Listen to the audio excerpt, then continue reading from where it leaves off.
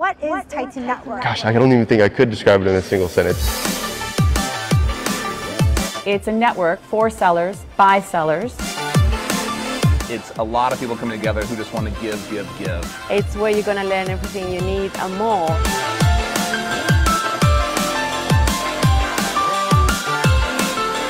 I think it's that networking aspect that's made such a tight-knit community. No matter what you're struggling with in the business, Titan has an answer.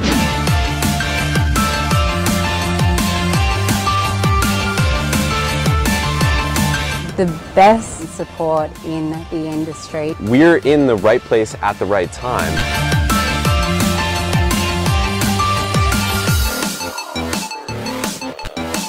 I wish that I had Titan Network when I first started out. It's literally the people that I do life with. They've been searching for something and they didn't know that this is what they've been searching for. It's a very open, collaborative place that makes it easy for you. So what you're getting access to is information that no one else has access to. From inception of your brand to exit. Titan's the perfect place. The best part of Titan Network, hands down, is the people. We know we're not going to fail. Because you won't get it until you're in it. It's like the easy button.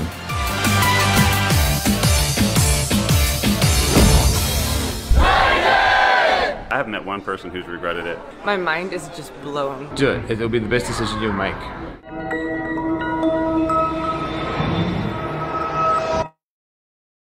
Hello and welcome to day 3 of our team building and systems challenge.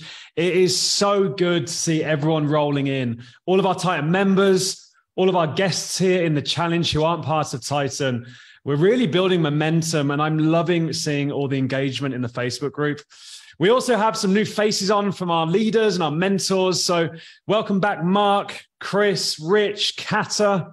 I see Alicia, Jamie, Annetta, Matt, Anna, EJ, Ed's on again, and Ramon. Welcome, Ramon, to the call. We're in for a big day today.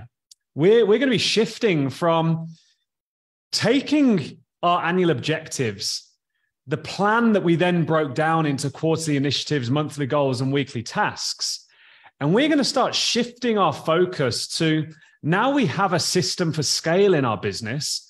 Now we wake up every day proactively knowing what actions we need to take versus reactively clicking buttons and trying to please Amazon and sort of drifting through growth. Now we've got that plan together. Now it's time to start looking at who do we need to hire and when should we hire them and how should we hire them and where do we find them to help us execute that plan and ultimately increase the growth of our business and grow towards that exit, helping you transition from working in the business to on the business and focusing on the business's growth. So with that, Justin, let's get started here and open up. I want to do a quick review of yesterday. I saw so many people posting their plans. And what we're going to do is we're going to spend a few minutes here right now going through your plans and just giving some feedback. And for those of you that you are maybe still working on this, get through it, get it posted in the Facebook group because it's this real-time feedback from our leaders and mentors in the Facebook group, in the comments, and also here on the live sessions that really get you the clarity and can accelerate the impact of the work that we're doing this week. So Justin, let's take a look. All right. So first example, guys, I want to go through is belonging to Kevin. I think Mills is your last name. Kevin Mills? Yep, Mellis. There it is. All right. So first off, good work, right? We talked about yesterday, thinking is the hardest work there is, right? And that's exactly what you're trying to do here. When we're breaking down our annual objectives into quarterly initiatives, into monthly goals, into weekly commitments, it's kind of a lot that you have to think about and break down and, just try to make it all make sense to yourself, right?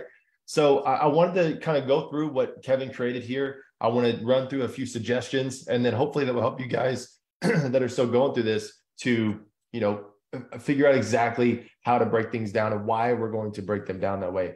Now, it does look like, Kevin, you have you've got a mixture of Q4 goals and Q1, primarily, I would assume, because we haven't quite finished up Q4, and that's okay. Moving forward, I would make sure you guys are only putting one quarter on here. I know for the purposes of this exercise, Kevin, that's why you did it this way. But as a result, or like what the reason I want to call this out. So there's a few things I want to talk about. So when we look at his quarterly initiatives, right? We have received the first samples of our weighted teddy bears, right? Second one is verified teddy bear samples, and then place first order of those that product with 1,000 units to ship to the USA. Now, realistically, this third one here, place that order, is actually the quarterly initiative. All right. The reason being is because receiving samples and verifying samples are a component of placing that order. All right. So just as a suggestion here, remember that the quarterly initiative should be something that takes about a quarter to receive or to achieve. And because of that, placing this order actually is a quarterly initiative. And these two would be monthly goals or even weekly commitments to helping you achieve that quarterly initiative.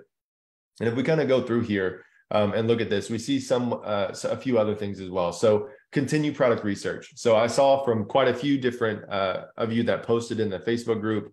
The one thing I really want to drive home is you have to keep these initiatives smart. Okay, they have to be specific, measurable, attainable, relative, and time-based. All right. Continuing product research is almost none of those, right? So instead of doing something like continue product research, you would be more specific and say like identify 50 potential product ideas that can be validated for Q1 or whatever it is, right? So remember, don't put something that never ends or has no clear end result. All right. So we're going to walk through a few more examples of that and a few of the other ones I'm going to show as well. But the key thing to keep in mind here is it has to be a SMART goal. You have to have a clear outcome. All right. So moving on here, validate third product in the pipeline through until August 2023. I think what you mean here is have 3 products in the pipeline that will get you through till August 2023. Honestly, I'm totally happy with this one. We really want to make sure that we have a pipeline set up. It allows you to keep launching products in your business. So well done on that one. Ordering second product samples. Again, this is something that's a component of placing an order. So whatever this second product is, if you're trying to order this in Q1, then that's the quarterly initiative. Ordering samples for it is simply going to be a component of that initiative. So for the most part, if we look at these other ones here, so hire a design contractor, hire a design graduate from Van Arts. These are actually really good quarterly initiatives because it's going to take you some time to get those people hired, to get them set up and actually functioning properly in your business. So the one thing I want you to keep in mind for those of you, and you're going to learn a lot more about this today from Chris, when you're hiring people, remember hiring is a process. It's not an event. And so we want to make sure that we are allotting enough time, which a quarter is a pretty decent amount of time to actually get that done. So, and last comment here. So start working on creating the 2D animation profiles with Van Arts. So I see a lot of initiatives from several of you that say things like start working or research or something like that. We don't ever want to have like an ongoing thing, right? So this is another example of how we want to keep things smart. So instead of start working, how about make this initiative just create the 2D animation profiles with Van Arts? That's the initiative. Start working is probably a weekly commitment, maybe a monthly goal at best, but this realistically is something that you want to, the end result is to have the 2D animation profiles, right? That's the end result. That's the initiative for the quarter. All right. So overall, well done. The monthly goals and weekly commitments are broken down beautifully. You did a good job there. So most of my call outs are actually on quarterly initiatives because it's kind of it's the hardest thing to go from an annual to like, okay, what am I wanting to achieve in 12 months? And now I'm going to break it down into the next 90 days. All right. But well done, Kevin. So second example here is from Jill. So we're seeing much of the same things. All right. But I want to call out a few things. So find a new supplier. This one, I'll try to be a little bit more specific. I know you may not want to share your product or whatever, that's fine, but find a new supplier for X product or XYZ, whatever that product is, that's what we're going to try to find it for. Be specific. And honestly, it's kind of anecdotal, but when you look back on your company plans in the past, you want to know, you want to have that history of what exactly you were doing, what exactly you were working on, because it's going to help you make better decisions over time. All right. The one thing that you guys can't see just yet is once you start doing this month over month and quarter over quarter, you're going to get really darn good at predicting the future in your business. And as a result, we want to be super specific when we're creating our quarterly initiatives. Now, the next three here, right? Research, changing niches, or adding a niche to the brand. This one's okay. It might take you a quarter, but realistically, what I want to call out is, does it really take a whole quarter to do research? And I would argue, no, it probably doesn't. When we look at the second one here, research and take part in magazine, holiday promotions, and publications. Honestly, I'm okay with this one because you are actually going to take action, but you could still write it a little better. So that's like, no, run a promotion in X magazine, or run a promotion in X, publication, or whatever it is, right? Be super specific on what you're trying to accomplish, because when you start breaking that down, you're going to be able to know exactly what the next steps are. You don't want to have to wonder what in the world you meant by this initiative. All right. So same, and just one more call out too. I know in some of my examples, I do this as well, but bear in mind, when you have something like this, research TikTok and YouTube for product promotions. How TikTok functions and how YouTube functions isn't necessarily the same thing. The influencers that you're going to work with, or the ads you run, and or however that works, or whatever you meant by this, those are different. I would actually split TikTok to have its own initiative, YouTube to have its own initiative, so that there's a clear pass fail for when one gets done, but not the other. All right. So that's one thing I would just kind of keep in mind. Again, this isn't necessarily bad by any means, but it just helps you be more specific, right? And then finally, run coupons and other promotions on Amazon. All right. We need to specify what we're doing on this quarterly initiative. Running coupons and other promotions could take you, literally 24 hours to get set up. So what did you mean by this, right? Are we running coupons over the next quarter? Are we setting up lightning deals? Are we setting prime exclusive discounts? What are we actually doing here? So be specific, right? So as you guys can kind of see from these examples, and everyone else's that I saw posted was very similar to this. Keep things smart, keep it specific, and really highlight what the outcome is going to be with that quarterly initiative, right? Everyone has done a really good job of breaking down their monthly goals and weekly commitments, right? Because that's what we do every day. That's relatively easy for us to come up with.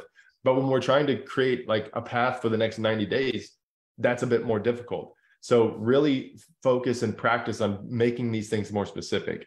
And just for clarity too, guys, this is hard, right? I'm not going to sit here and tell you that this is something you should get right the first time. It took me about 6 to 12 months of going through this process to really understand what I could accomplish in a quarter, what I could accomplish in a month. And you get better with this over time. So overall, I think everyone did a great job with their submissions. And yeah, that's really it. The only I think, Justin, with that as well, should we talk about, just quickly touch on the concepts of, should you do it as well? Like on that first revision, you'll find yourself putting things on the list. And then on reflection, you go, does that really align? Does that really deliver the annual objective? And do I actually need to do that to achieve it? I saw one earlier that had a lot of external traffic, social media, build an email list. And the target was to get to, I think it was 500,000 a year.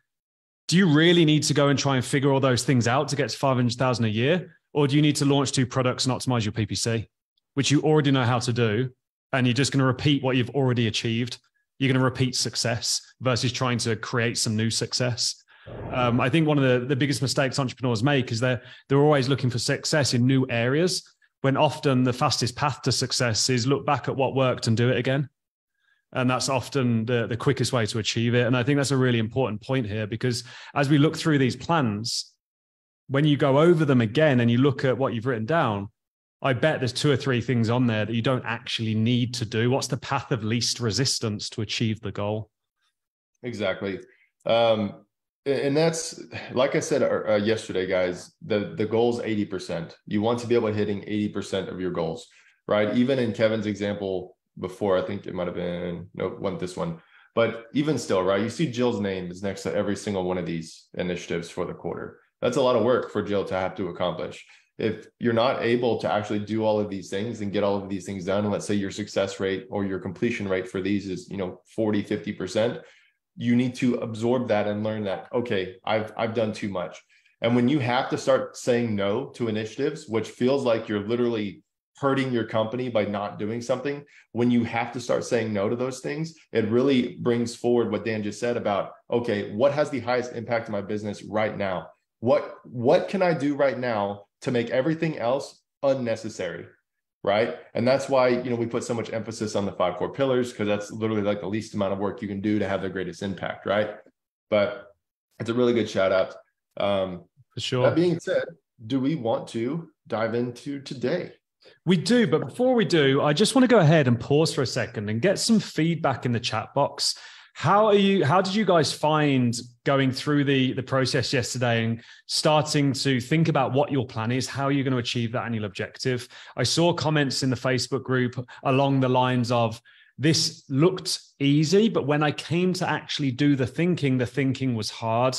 And that is totally normal. And it's that refinement process, it's that clarity that is going to put you on a faster trajectory of growth, because you are focusing more intention behind the actions you're taking. So Kevin's saying it was hard, but so worth it with lots of O's. Yeah, Matt saying, showed me that I need to spend an entire week on this. Yeah, absolutely. Generally, you spend around a week figuring this out for the year for sure, or at least a couple of long sessions. Catherine, I had to bend my mind around those processes. Not as easy as you made it, but expected. It was like doing your own root canal, but worth it. I love that, Matt. And with this, guys, I understand that the first time we all went through this alone, we were the same as you. It took time to work through. And even as a leadership team in Titan, this is how we run Titan. We run Titan this way. Even as a leadership team in Titan, anyone who was around a couple of years ago, we tell you how painful that was in going through this process. And we still don't get it right every time. But every time we do it, we build that muscle. It's kind of like going to the gym. We build that experience and we get better and better and better. And as a result, the results come faster and faster and faster and more intentionally. And it's really that compound effect of focus that drives it. Athena, welcome back from London. Thank you. You've flown from London back to Florida, and now you're with us again in the challenge. Sick as a dog, guys. Sick as a dog. 10.5-hour flight, 2 hours. There you go. And I'm here. So tell us, Athena, you speak to a lot of members, you speak to a lot of sellers. I mean, you just spent the weekend with hundreds of sellers kind of talking about their goals and where they are in the year. What would you comment in terms of kind of like this process of really thinking and being intentional behind what you want to achieve? Yeah. So here's one thing, guys. The whole idea of like, hey, you're so lucky, you're successful is the biggest load of BS I've ever heard. If you want to be successful, if you want to achieve something great, A, you've got to do what these guys are saying about setting those goals properly, but B, you need to show up and you need to actually do the work that it takes to get to where you want to be. So a lot of times I'll talk to a seller and they're like, yeah, I want to get to 7 figures by this year. And I'm like, cool. How many actual products have you launched this year? Yeah, exactly. So if you want to actually achieve a certain goal, then you need to show the beep up, right? Just like right now, all of us are showing up and we're showing up for you. So I want, before we continue this day, just a little extra commitment from you that you're going to show up. So when you type in there, I am showing up, I want that to be like with 100% of your heart, because all this work you guys are doing, all the things that you're laying out, the only way it's going to actually show up is if you put in the work. So I want to hear from you guys that you are here, you are showing up. I want to see it in the chat. Yes, we're here 100%. There, type in the chat, I am showing up. Yes. I am showing up. So it's not I'm going to, it's not I will. We're not pushing this decision down the road. I am showing up. There you go. Showing up. That's right. I love that. It's just like Dan was talking about the gym. Like you can buy the membership, you can hire the trainer, but unless you actually show up, you're going to have no abs, guys. Like it doesn't just magically happen. You have to actually go there. I know this. So, I know that to be true. We all know this. It's a common thing. I want you guys to I want you to think big. I want you to dream big, but I also want you to do big. And I think that's the whole point. So I'm excited to be back here. I love you all. And yeah, let's keep going. Sweet. So we're going to kick off today then, day 3, building an effective team. And we're going to start with the end in mind. I find it's most effective for me personally when I understand what I'm working towards and I understand what the end goal looks like, because the way my brain works is I then reverse engineer it and figure out what steps I need to take to get there. So in the last 10 years or so, 10 or 15 years, I personally have hired hundreds of people probably close to over touching up to more 500-600. Chris has hired over 170, 180 people in his time. And collectively in the Titan leadership and mentors, that number goes into the thousands in past careers and businesses. Now, specifically in the last 9 years of operating Amazon businesses, and all of us being on the other side of helping business owners in the Amazon space scale their companies for the last 4 or 5 years, some of us longer, there are many different ways in which you can bake a cake. There's many different approaches, many different recipes to achieving that result. And what we're going to take you through here today is a structure that scales where the functions remain the same and all you do is add people. And this structure is based on hundreds of millions of dollars in operating on Amazon. I don't know how many combined years, but over a decade in us building our team that now sits at 200 people, and will set you up for success if all you do is go away and implement it. So with that, Justin, we're going to start with org chart. We're going to start with the organizational structure of who and what. Who do you need to hire and what are they doing? Depending on the size of your business. If you're just starting out, the answer is different to if you're doing $10 million a year. The two businesses have different needs, they have different scale, but the structure can remain very similar and can scale into it. So Justin, over to you. Exactly. So I want to make sure we are crystal clear on where we currently are in this process and the system that we've been going over for the past few days. All right. So, on Sunday, we talked about the why and the what. So your 3-year vision, it keeps you focused, it keeps you energized, it keeps you moving forward when things get hard, right? Things are going to get hard. If anyone told you otherwise, they lied to you. All right. So that's the whole point of that 3-year vision. The what is what we talked about in more detail on Sunday, right? And every one of you were creating annual objectives that really pointed your finger into the future and said, this is where I want to be, right? We start there because without actually knowing where we want to end up, we can't start with the end in mind, right? That's the end of the year. For the following year, we want to start there and work our way backwards. Yesterday, that's exactly what we did. We figured out, okay, how are we going to complete these annual objectives? And you guys are creating quarterly initiatives, breaking those down into monthly goals, which are then broken down into weekly commitments. All right. Everyone at this point understands and has been given the meeting agendas for how exactly you set your annual, quarter, monthly, and weekly goals, right? So we've already gone through this bit yesterday, and we understand that the key to breaking things down is to spending time thinking about where you want to go, really being crystal clear on how you're going to get there. And then you can start building a team that will help you achieve those goals. All right. So today we're really going to dive into the who. All right. I have some org charts to show you. I have examples, and I'll even have a template for you so that you can go in and put names on the org chart based on how your company is currently set up. We're also going to talk about role documents. These are key, and Chris is really going to dive into those and make things very abundantly clear on why without a role document, your team is kind of just flapping in the wind, right? And then measuring success. We're going to skip over that today, and we're going to kind of jump into the hiring briefs that go along with the role documents. And the reason being is I want you guys to see everything in its entirety before we talk about scorecards and project management and things like that. So without any further ado, let's dive into the org charts themselves. So who, right? Who is on your team? What are they going to do? How are they going to help you achieve these goals? So the first thing I want to do is explain to you guys what in the world you're looking at. I know it's kind of overwhelming. There's lots of boxes, there's colors. Oh my God, right? There's even different borders. So that means there's some other meaning as well. So this isn't meant to be overwhelming. This is meant to be super easy to figure out. All right. So I have 4 different org charts for you. This is a stage 1 org chart, and it basically will take your business to roughly about $600K a year in revenue. All right. Stage 2 will take you to about $2 million a year in revenue. Stage 3 will take you to about 6 million, and stage 4 will take you to about 10 million. Now, as I click through these, what I was hoping you would notice is that nothing really changes, but the number of heads that are on this organizational chart. All right. And that's kind of the key here. This Amazon business model that we all, have adopted and follow is quite simple. We know the roles that are needed. We know what needs to get done in the business. We simply need to make sure that we have the help to actually get the things accomplished that our business stands for and is set up for.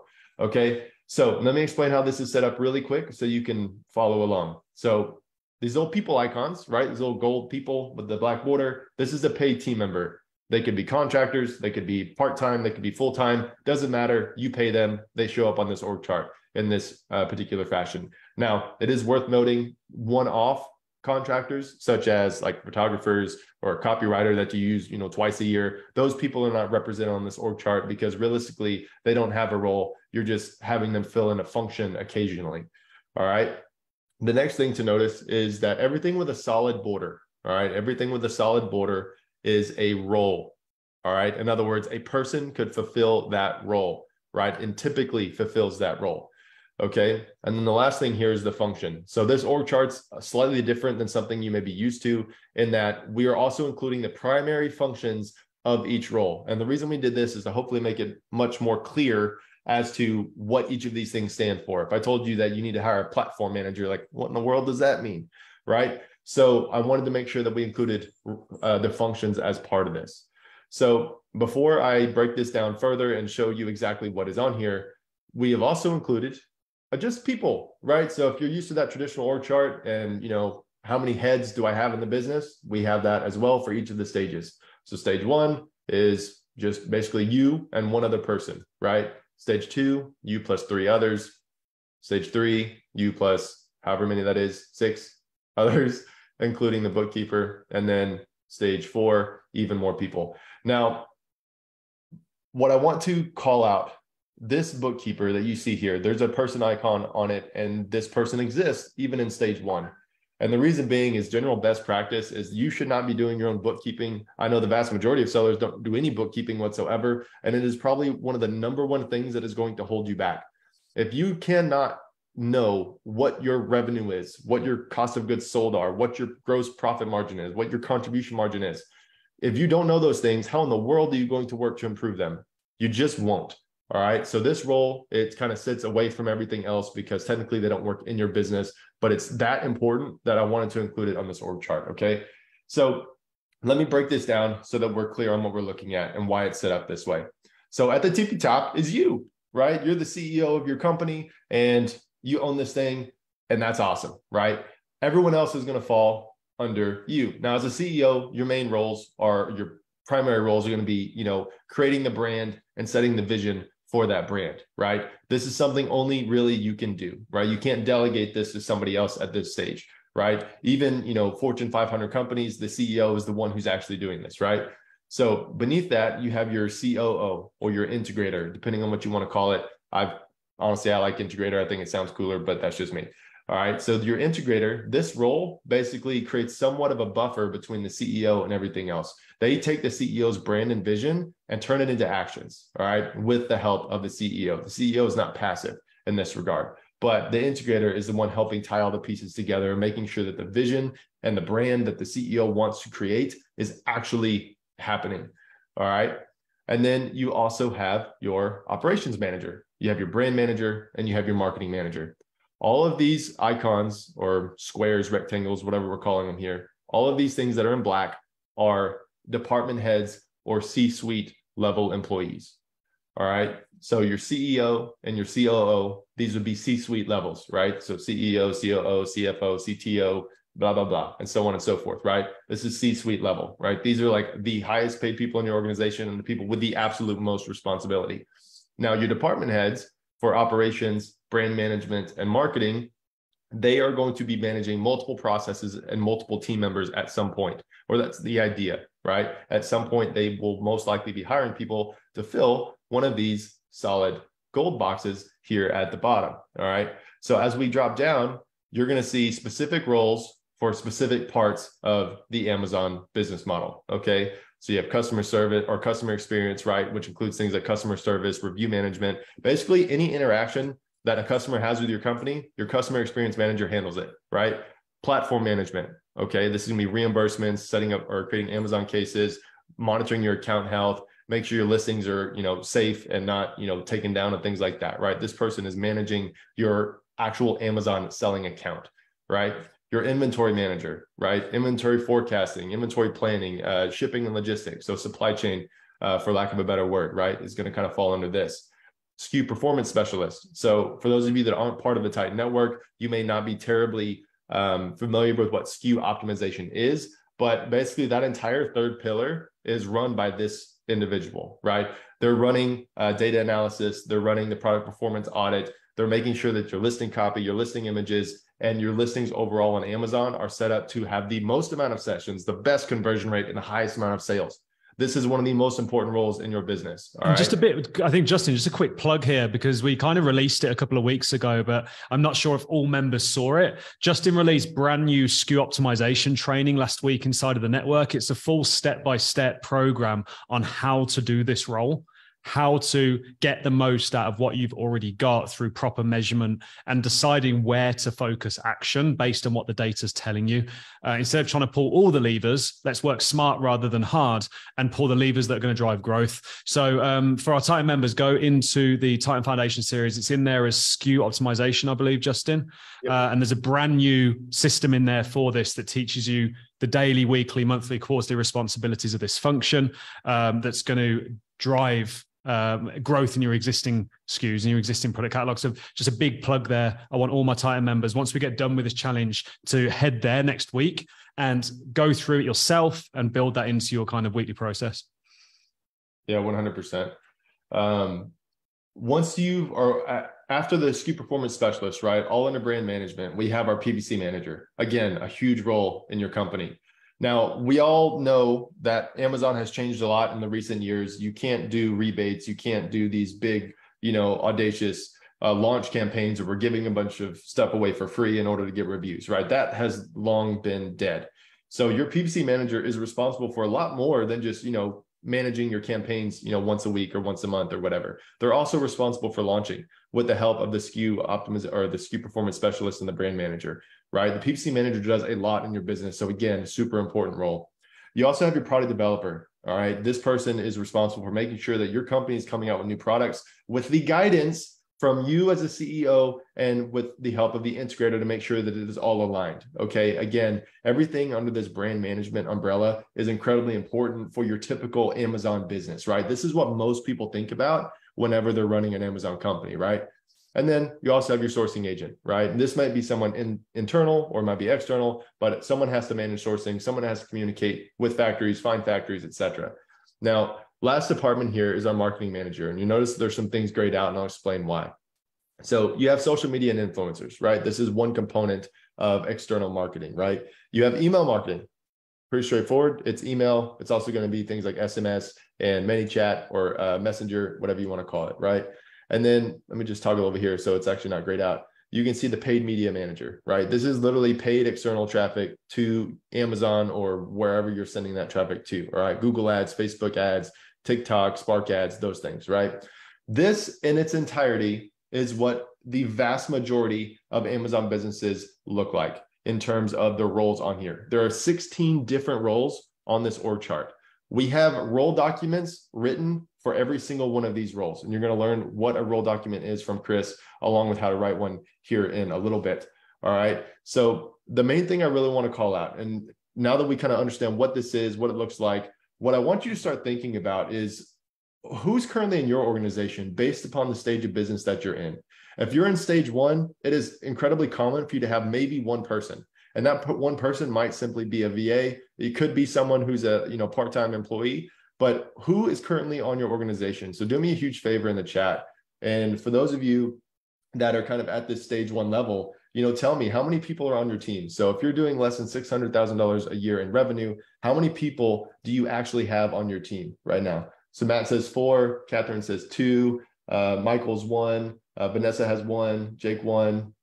Ooh, now they're coming. Matt 3, June had 6, Nail has 3, Patrick 2, I think it was, Vanita, Trish 3. So yeah, about right. We're seeing a lot of 2s and 3s, Justin. Right on, perfect. I saw 13 in there. Yeah. That's I don't know how you're paying that payroll. Yeah, I don't think you're at the 600K or less a year mark. But all right, so appreciate the feedback, guys. And one thing I do not want you guys to get caught up on is the number of people. we want to keep our business as lean as possible. And that's what these org charts tend to represent. Okay. So stage 1 is only 3 people. You can see there's only 2 people added when we get to stage 2. We're adding another 3. Once we get to that, we're trying to hit that $6 million a year. And then even at stage 4, there's only about 8 additional people plus you and the bookkeeper, right? So the main thing to take away, your business and how it functions does not change as it grows. What changes is the number of people and the systems and processes that you put in place to ensure that it can keep growing. All right. So these are, or have been made for you. These are handouts. What I want you guys to do at the end of this, end of today, is you're going to be able to download these. You need to put actual names in here. All right. So these obviously don't have any names because this is just a template. But, if you're the CEO, then you're going to put your name here, right? If you have an integrator, you're going to click in here and put the name of who that is. All right. Now, one last thing to comment on, because some of you are probably wondering, well, what if I have the same person doing, multiple things? How do I address this? So I want you to put a name in the role that the person's in. So every one of these solid bordered boxes gets a name. All right. The people heads simply represent an actual paid individual. Now, for those of you in the earlier stages of your business where you don't have very many people, whose name goes in all these boxes without people heads, right? Well, that's going to be you. All right. So the way this is set up, whoever's at the top of the organization controls or actually implements all of the roles beneath them until they hit another people icon. Okay. So the CEO in the stage 1 business is doing the integrator role. They're doing the marketing manager role. They're doing the brand manager role and everything within that. There might be a person here for operations, and that person will be handling all of these things within the operations management role. So that is how this is intended to be read and looked at. And just to really drive clarity in that point, if it's just you and a VA, every single role here that has a solid border should either have your name or your VA's name in it, because someone is doing that work. Now, the only argument here for the smaller businesses is you don't need marketing. You don't need external marketing to hit those targets. So you may decide based on your skill set, time allocation, resource, capability, success level, that you're just going to completely forget about the whole marketing manager piece until you achieve 3 million a year. So you might decide to cut that piece out until you get bigger. The rest of it is pretty non-negotiable. And even as we now mature with launching, the Titan Way PPC launch strategy is working very, very well and continues to work very well. But I see influencer marketing coming in more heavily into launch strategy into 2023. So you may just end up having that one function left on the org chart. But I don't want you looking at this as smaller businesses going, well, I need to get a marketing manager and I need to do social media and I need to do my marketing. You absolutely don't need to do that stuff to achieve $1 million a year. So that's the only caveat to this conversation. But it's here because we really want to represent the structure that the functions and the roles don't change as the business grows.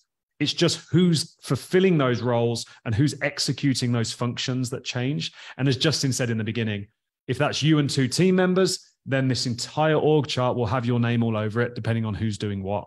And that's the really key understanding that everyone needs to take away from this. And yes, we will give you the downloads of these in PDF format. And for everyone who's not a Titan member, we're going to go through a very specific role today. And we're going to give you the different role descriptions for this role. We're going to be doing a PPC manager, I believe, Chris, aren't we? For all of our Titan members, as Justin just mentioned, a hell of a lot of work has gone into writing role docs for every single one of these roles that you're about to discover with Chris. And for our Titan members, we will be publishing all of these assets next week inside of Titan Network. So you'll get the full spectrum here. But yeah, really good job, Justin, explaining that. Is everyone clear on that? Give us some feedback in the chat box. Do you see how the structure remains the same? As the business grows, you just add heads. Don't get too caught up on the number of heads. That can be fluid. Sometimes you'll get an A player who can take 2 roles very easily because they're highly skilled and they're more competent. Sometimes you might get 3 part-time people doing 2 roles.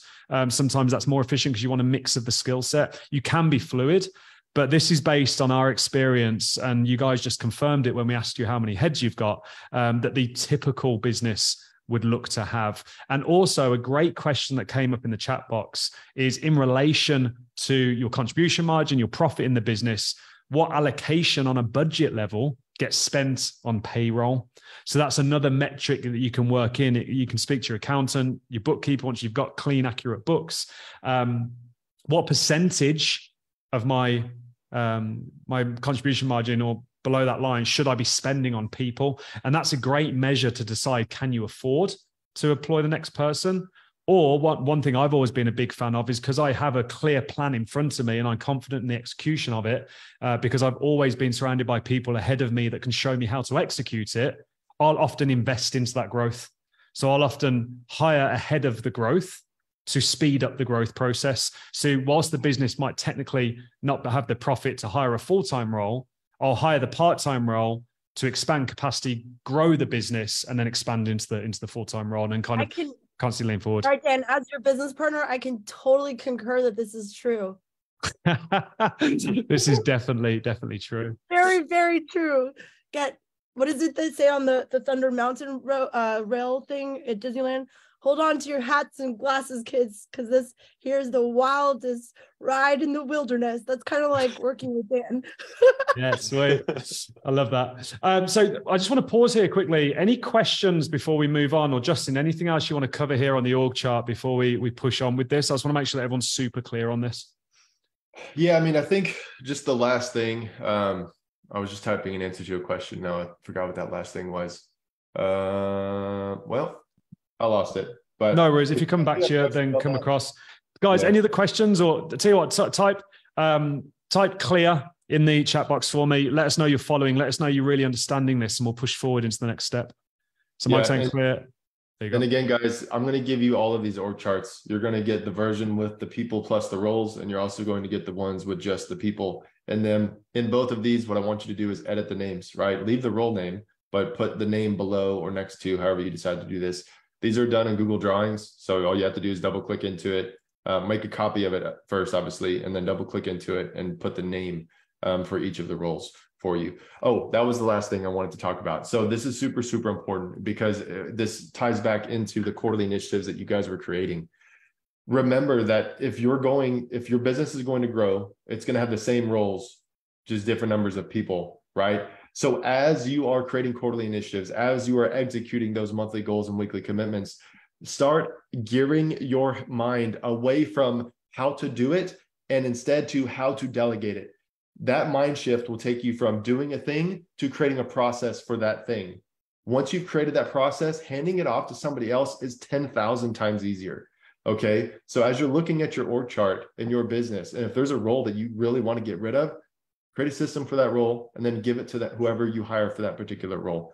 All right. So that's just in actual practice. That's how you're supposed to use your org chart. You don't just set it and forget it. You work to find out, okay, how can I remove this from my plate? How can I remove this from my brand manager's plate? And so on, so that your business can keep growing.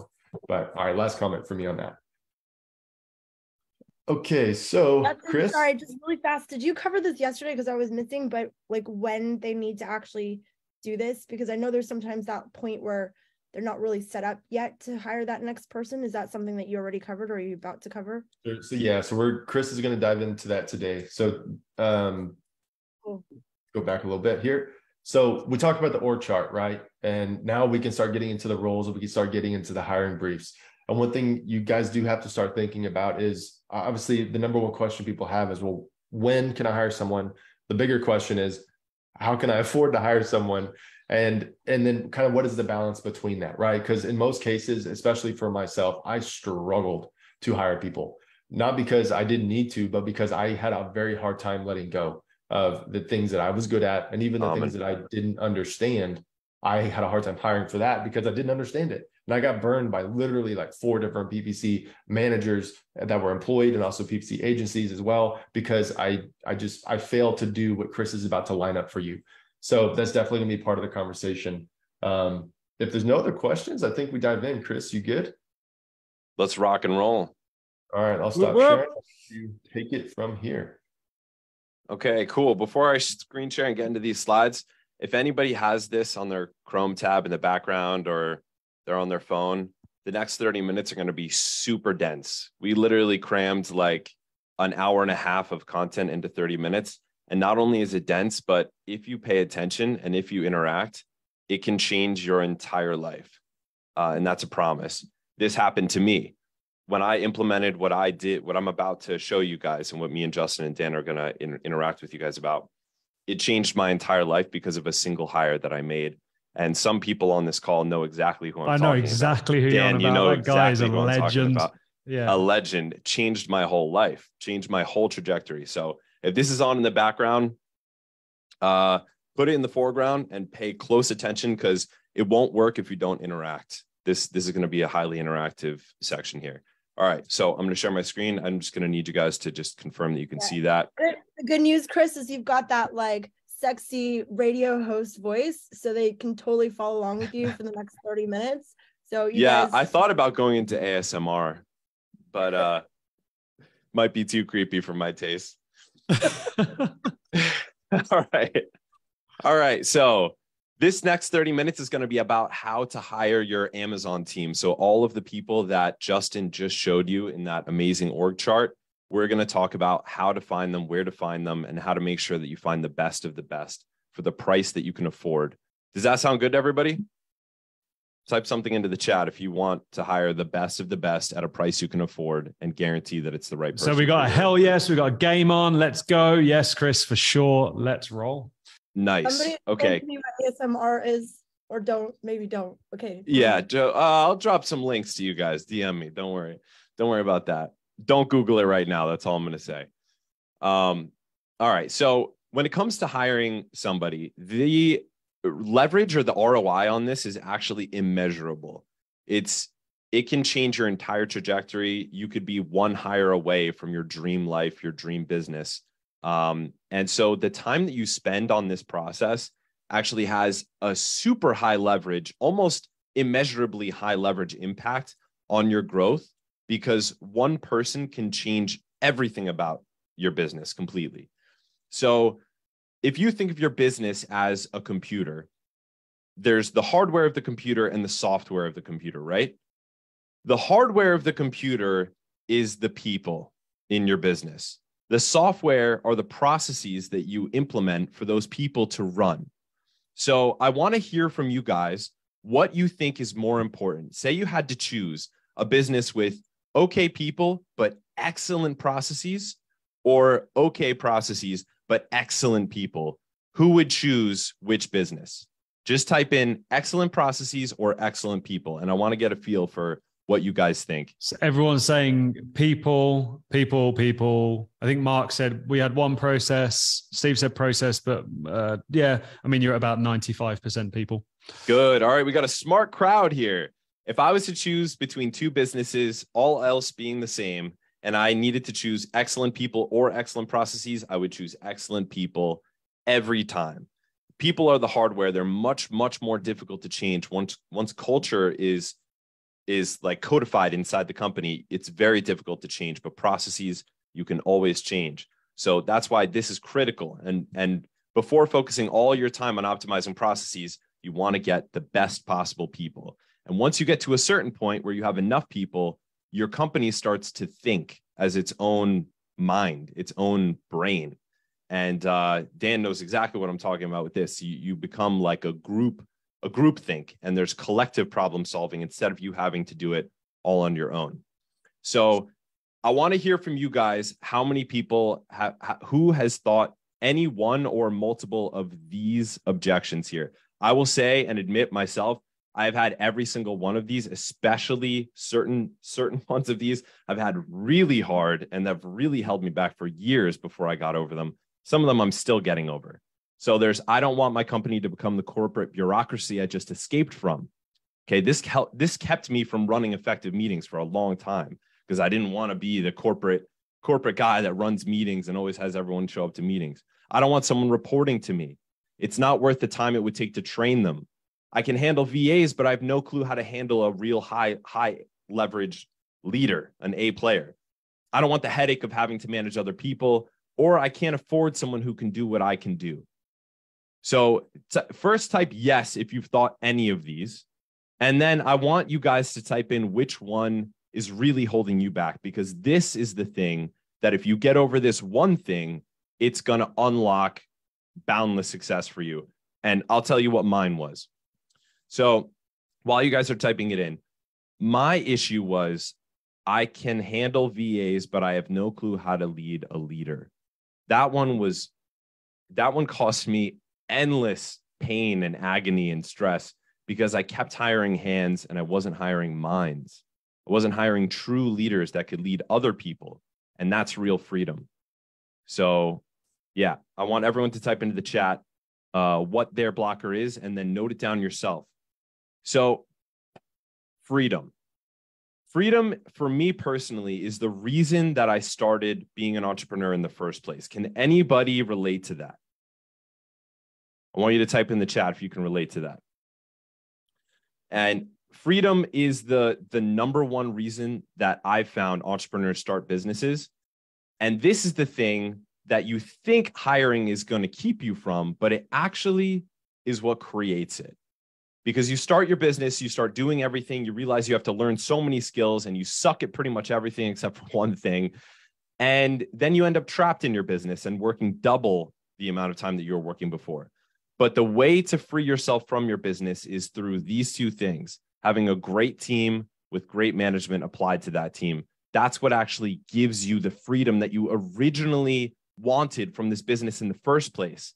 Because you don't want to sit all day, every single day on the beach sipping martinis. That's boring. What you want to do is spend your time on the highest leverage impact things that you are the best at, your own strength.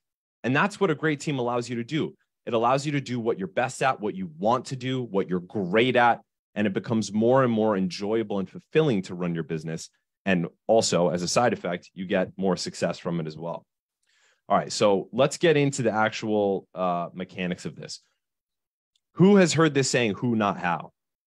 If you've heard it, type a yes in the chat box.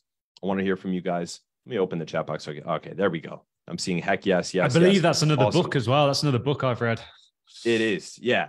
Now, this concept is excellent when you're scaling a team, but I want to give you guys a warning for those of you who are at the smaller scale, who typed in the chat box before when Justin was showing, that have a team of 3 or 4. This is something that entrepreneurs fall in as a trap in the early stages. When you're doing everything yourself and then you see something that you don't know how to do or you can't do, you try to hire someone to do that. Oh, I want to hire someone to do TikTok ads. I want to hire someone to build my list or to do Facebook ads because I don't have time for that. That's not the right first hire for you to make. When you're at an early stage, the right first hire for you to make is the thing that's taking up the most of your time, that's keeping you from moving on to the high leverage, high impact actions that you should be taking. Great. Later on, when the business is very mature, then you can get into this concept of hiring people who are much, much better at things that you don't even know how to do. Even then, it can be dangerous because you don't know how to measure success. You don't know what success even looks like yet. So remember that concept as we move into actually how to do this. All right, we're going to get into the nitty gritty, guys. So pay attention here because this is dense. We're going to go through a lot of information very fast. Okay. So make sure to keep the Chrome tab open. And Chris, just in the background on the attached resources for today's session, we've got a step-by-step, haven't we, in terms of how this stuff gets pushed through? Yes, we do. Yeah, you guys are going to get some really awesome giveaways today. I think I'm most excited about today's giveaways than everything every other day. So here is the process laid out for you guys. You don't need to worry about screenshotting this. Like Dan said, you guys are going to get all of this as a handout. But if you follow these 11 steps, you virtually guarantee that you get the right person for the next role that you need to hire at the right price. First, you create the hiring brief. I'm going to describe what that is. Then you create the job description. I'm going to describe what that is as well. Then create a role document. We'll get into that. You set up a written questionnaire. Then you set up a My Interview video asynchronous interview. We're going to go deep into this.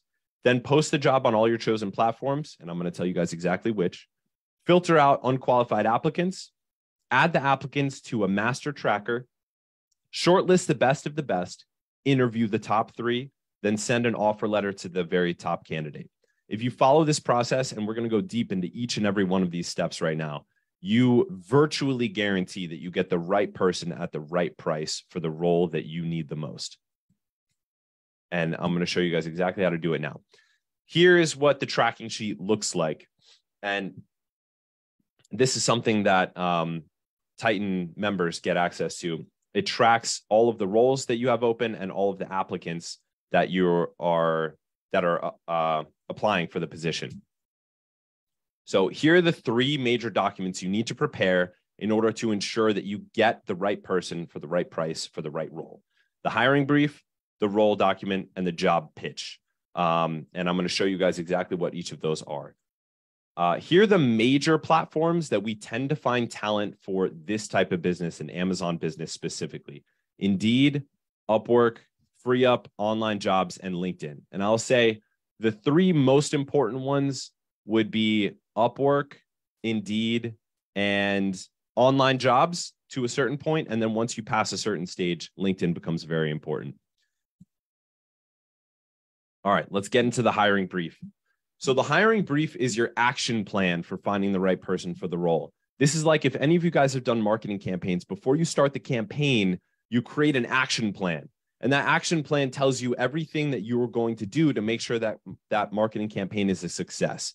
This hiring brief is what is that action plan. And part of what you guys are going to do following the session today is write this for your particular role.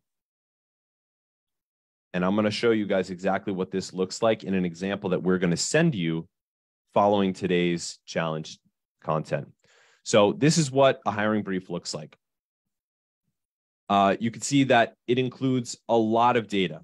It's got the survey questions that are asked to the person. It's got the My Interview questions that you're going to ask. It says how you're going to qualify them, what questions you're going to ask them live. And then it shows the exact funnel for where you're going to collect applicants, how you're going to vet the applicants, who's responsible for vetting the applicants, who's responsible for making the final decision, links to the job description, links to the role document. This is that thinking work that we talked about yesterday, the sharpening the axe for 9 out of the 10 hours you have to cut down the tree. This is the sharpening the axe when it comes to hiring a new role. You write down everything. And then if this is followed, it virtually guarantees that you get the right person. And this one, we're actually going to be sending you guys. This is a hiring brief for hiring a PPC manager for an Amazon business. It includes everything, all the questions to ask, all of the My Interview questions to ask. We're going to get into what that is, all the live interview questions to ask, everything you need to know to hire this person, platforms to post on, how to vet candidates, everything. So who's excited for that? Yeah, let's get some feedback on that. I want to get some feedback for Titan members. We've built these out for every single role. So you guys are about to have a whole treasure chest opened up to you. And for our non-Titan members here in the group, we will get you this for this specific role. The PPC manager, it's the #1 requested role, and it will give you kind of the operating system as we've talked about for how to go do that. Or you take the fast track. You go to titaninvite.com/team, fill out the application, jump on a call with Athena and the team, learn more about Titan, and get access to that treasure chest. But yeah, Chris, killing it, man. Yes. Yeah, for Titans, you guys get this for literally every potential role that an Amazon business needs. It's pretty epic. All right, so let's get into the next document that's most important. That's the job pitch. This is what the outside world sees. The job pitch is the thing that most businesses miss. I mean, most businesses that I know don't create a hiring brief, so they're missing that too. But the job pitch is what actually attracts the most candidates. Most people write a job description. It's the most boring thing ever. It's like, wow, you got to really, really need a job to apply to this job. All it's telling me is everything that I need to know and everything that disqualifies me. And it doesn't really get me excited as a candidate, right? But what do we want? If we want to get the best of the best candidates, we need the biggest potential candidate pool. So the job pitch is what attracts the most people. It's like the top of the marketing funnel. When you're trying to choose, when you're getting customers in, you want the most possible people at the top of the funnel, right? Then the qualification happens after that. This is the same thing, but for hiring. This gets you the most possible people. So this Chris, I think I'll interject here. So this was the biggest shift in our recent sort of talent acquisition, as we call it, talent acquisition, recruiting kind of shift, was realizing that good people know their worth, talent knows they're talented, and talent wants to work with a talented organization that's going to allow them to grow and is also going to challenge them. So whilst it's about getting the most amount of candidates in at the top of the funnel, kind of like a marketing campaign, it's actually about like attracting like. And to attract talent, you have to put yourself out there as a talented organization. And the first way in which you do that is the way in which you talk about yourself, the way in which you talk about the role and the organization everything's for. And Chris, what you've done here with Justin in the job pitch does exactly that. And it's the biggest shift that I found in our success rate with talent. 100%. I totally agree, because it's not just about finding the best people, it's about finding the right people, like you said, Dan. And these two parts are what make this very different than the role document that this person gets once they're actually hired. They get an about the company that really sells the company. You don't need to sell the company once they're hired, but it should say something along the lines of this. This is the example that you guys have in your in the handout that we're going to give you. That's a job pitch. It says, I'm not going to read this entire thing out to you, but it should introduce the company, make it personal, and it should say something about the culture. In this one, it says our culture is fast-paced, growth-oriented, and competitive. Maybe for you guys listening, it's not competitive. Maybe your culture is cooperative. But whatever it is, you put it out there and make sure that you're getting the people that would fit that particular environment. So this says, if you like environments that push you and leverage your competitive spirit, this is the company for you. Now you know that people who aren't like that and wouldn't fit in aren't going to apply. If they're meek and they're maybe good at what they do, but they really don't like competition, they don't like any kind of conflict, and that's the kind of culture you guys have, then you don't want them to apply. That's a waste of your time, a waste of their time. This allows you to get the most possible people that are the right people from the get-go before you even start to qualify them. So don't spend too much time reading this. You guys are going to get this in a handout afterwards. Don't just use this one, by the way. Write your own. This is the one part that has to be custom to the business, because it's very, very personal to what your business, the culture that your business has. And then there's the role document. Okay. This is the thing that the person gets once they're in. Once you've actually hired somebody, they get this, and this tells them what their job is. I don't know how many times in my life. I mean, as Dan said, I've hired over 170 full-time people, not counting part-time contractors, in my entrepreneurial career over the last 10 years. And I would say at least half, if not more, that embarrassingly, at least half of those people came in and were given basically no guidance on what they were supposed to do. Like, they had to figure it out themselves. It took me a long time to learn that you greatly accelerate a person's productivity in a company if you give them from the get-go a clear document that tells them what success looks like in their job, what they're expected to produce, and how they're going to be measured. And that's exactly what this job does. I'm going to show you an example of this as well. So just to walk through it before I get to the example, the role document has the position itself, the team that they report to, a summary of the role, then all of the responsibilities, and not just responsibilities, but domains of agency. Those are different things. The responsibility is something they have to do every week, every day, every month. A domain of agency is a whole area of the business that they should look after. And then they create their own responsibilities within that. This is really important as well. You're going to see this in the example. And Titan members, you get this for every role. Everybody else, you guys are going to get this for the PPC manager role, including all of these elements here. So now you have something that you can edit a little bit, and then you can give it to any role that an Amazon business needs to hire, and they'll immediately know what their job is. Pretty cool. And I think just on this point, so yeah, Chris, we were talking yesterday about how we layer over the Titan Way frameworks into this operating system. For our Titan members, combine this for the PPC manager with the Titan Way PPC training, tell them to turn up on the weekly PPC workshop, and that there creates your onboarding training for your PPC manager. Fastest route to results you can generate in the business. Yeah, that's awesome. That's like basically an automated onboarding. And tomorrow we're going to go really deep into onboarding. So you guys are going to learn what to do once they come into the business, besides giving them this role doc. You also include the expected accomplishments, the expected proficiencies, things that they need to keep up on, and then the how success in the role is measured. This is perhaps the most important part of the entire role doc. How they know if they're doing good or not. They should be able to open this role doc anytime throughout their entire time at the company and be able to see, am I succeeding or am I failing? And which KPIs they're measured based on. And then I missed one, which is direct internal growth opportunities. This is something that keeps the person motivated over time. Where could they grow into? What other roles could they grow into? Or within this role, how could they grow? We need them to be excited about their own growth inside the company and feel really connected and dedicated to it. So here's what that looks like. Again, you guys are going to get this yourself. But for the PPC manager, this is what the role document looks like. It's got all the elements that we just went over. I won't read the entire thing to you guys because we don't have time for that. We are going to go over a hiring brief later because I want to show you guys exactly how detailed that is. But again, this is what you're going to be given as a handout. All right. Here is the first level of qualification. Sorry, I'm getting ahead of myself here. Once people apply, and they apply through the different job platforms, whether it be Indeed, Upwork, LinkedIn, onlinejobs.ph, everybody needs to get something to standardize everyone across all the platforms, because every platform has their own kind of built-in qualification system.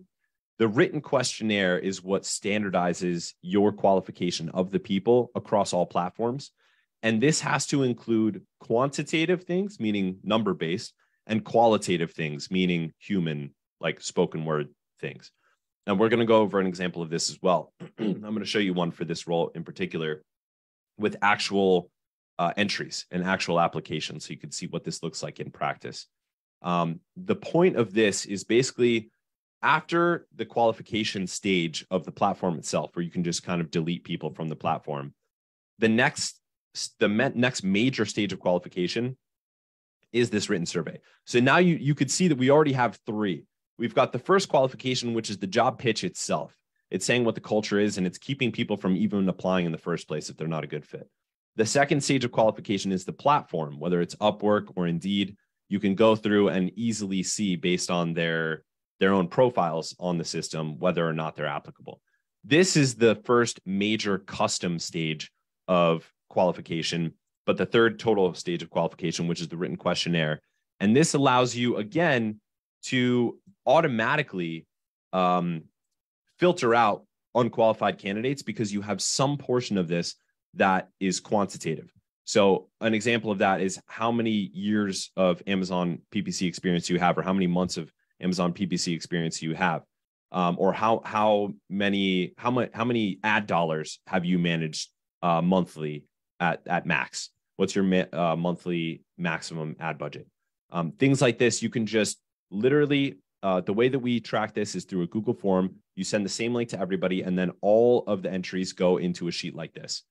And then you could see, you can click through all of the answers, and you can easily just nix anybody that has, you could literally use a Google filter to filter out anybody that doesn't have the quantitative metrics, the years in practice, the ad dollars spent.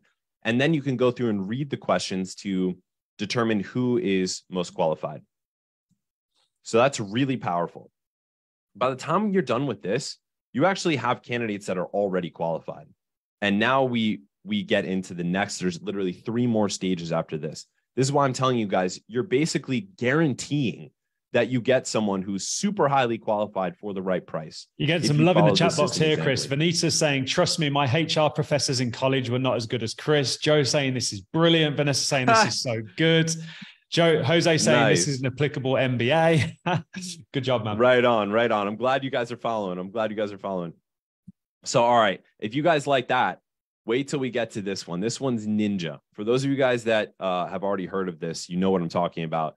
If you're in Titan and you came to Austin, but those of you who haven't are in for a treat. So this is a tool that we use inside Titan. It's called My Interview. It's super powerful. My Interview is, I feel, my secret weapon for finding excellence in talent. It saves you so much time in your hiring process, and 80-20 is the interview process. I used to spend so much time interviewing.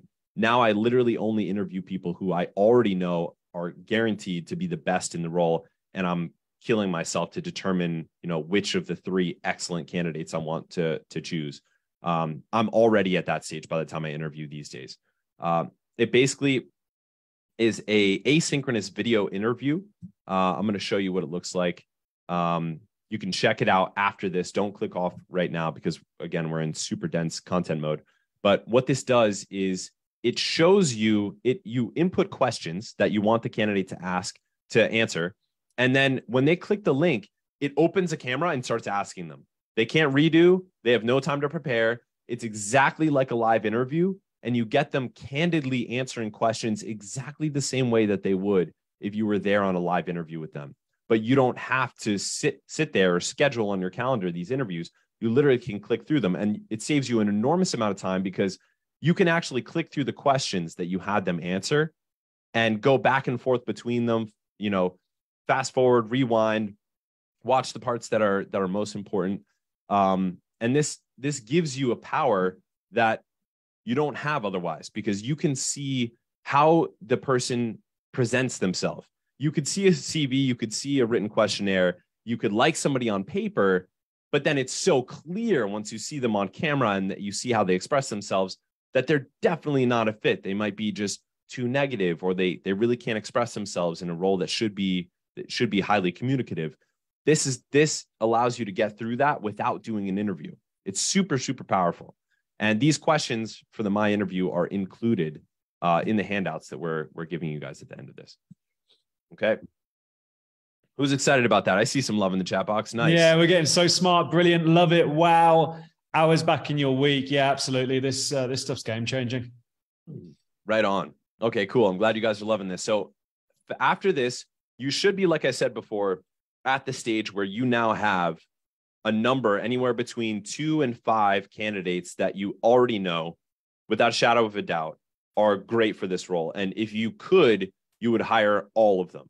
And you're just dying that you have to even choose. That's the position you want to be in. And that's, if you follow this, that's the position that you will be in. That only then and only then is it time to do the live interview. Then you know you're spending your time in the right way. You should never be jumping on an interview and then interviewing someone where you're like, oh man, within the first 2 minutes, you know that you're just wasting the next 20 minutes of your life. And like, it really, you have this feeling, you just know that it won't work. You shouldn't have that ever happen if you follow this process. You should be on there and you have 2 to 5 excellent interviews, and you're killing yourself to choose which. So in the interview, what you're going to ask is, what was your day-to-day like in your last role? What were you best at in your last role? What did you struggle with in your last role? And what are your professional and personal goals? The reason I didn't go through the My Interview questions is because they have to be custom for the role. You guys are going to get those in the handout for the PPC manager, and Titans, you get this for every role. But this is always the same in the live interview.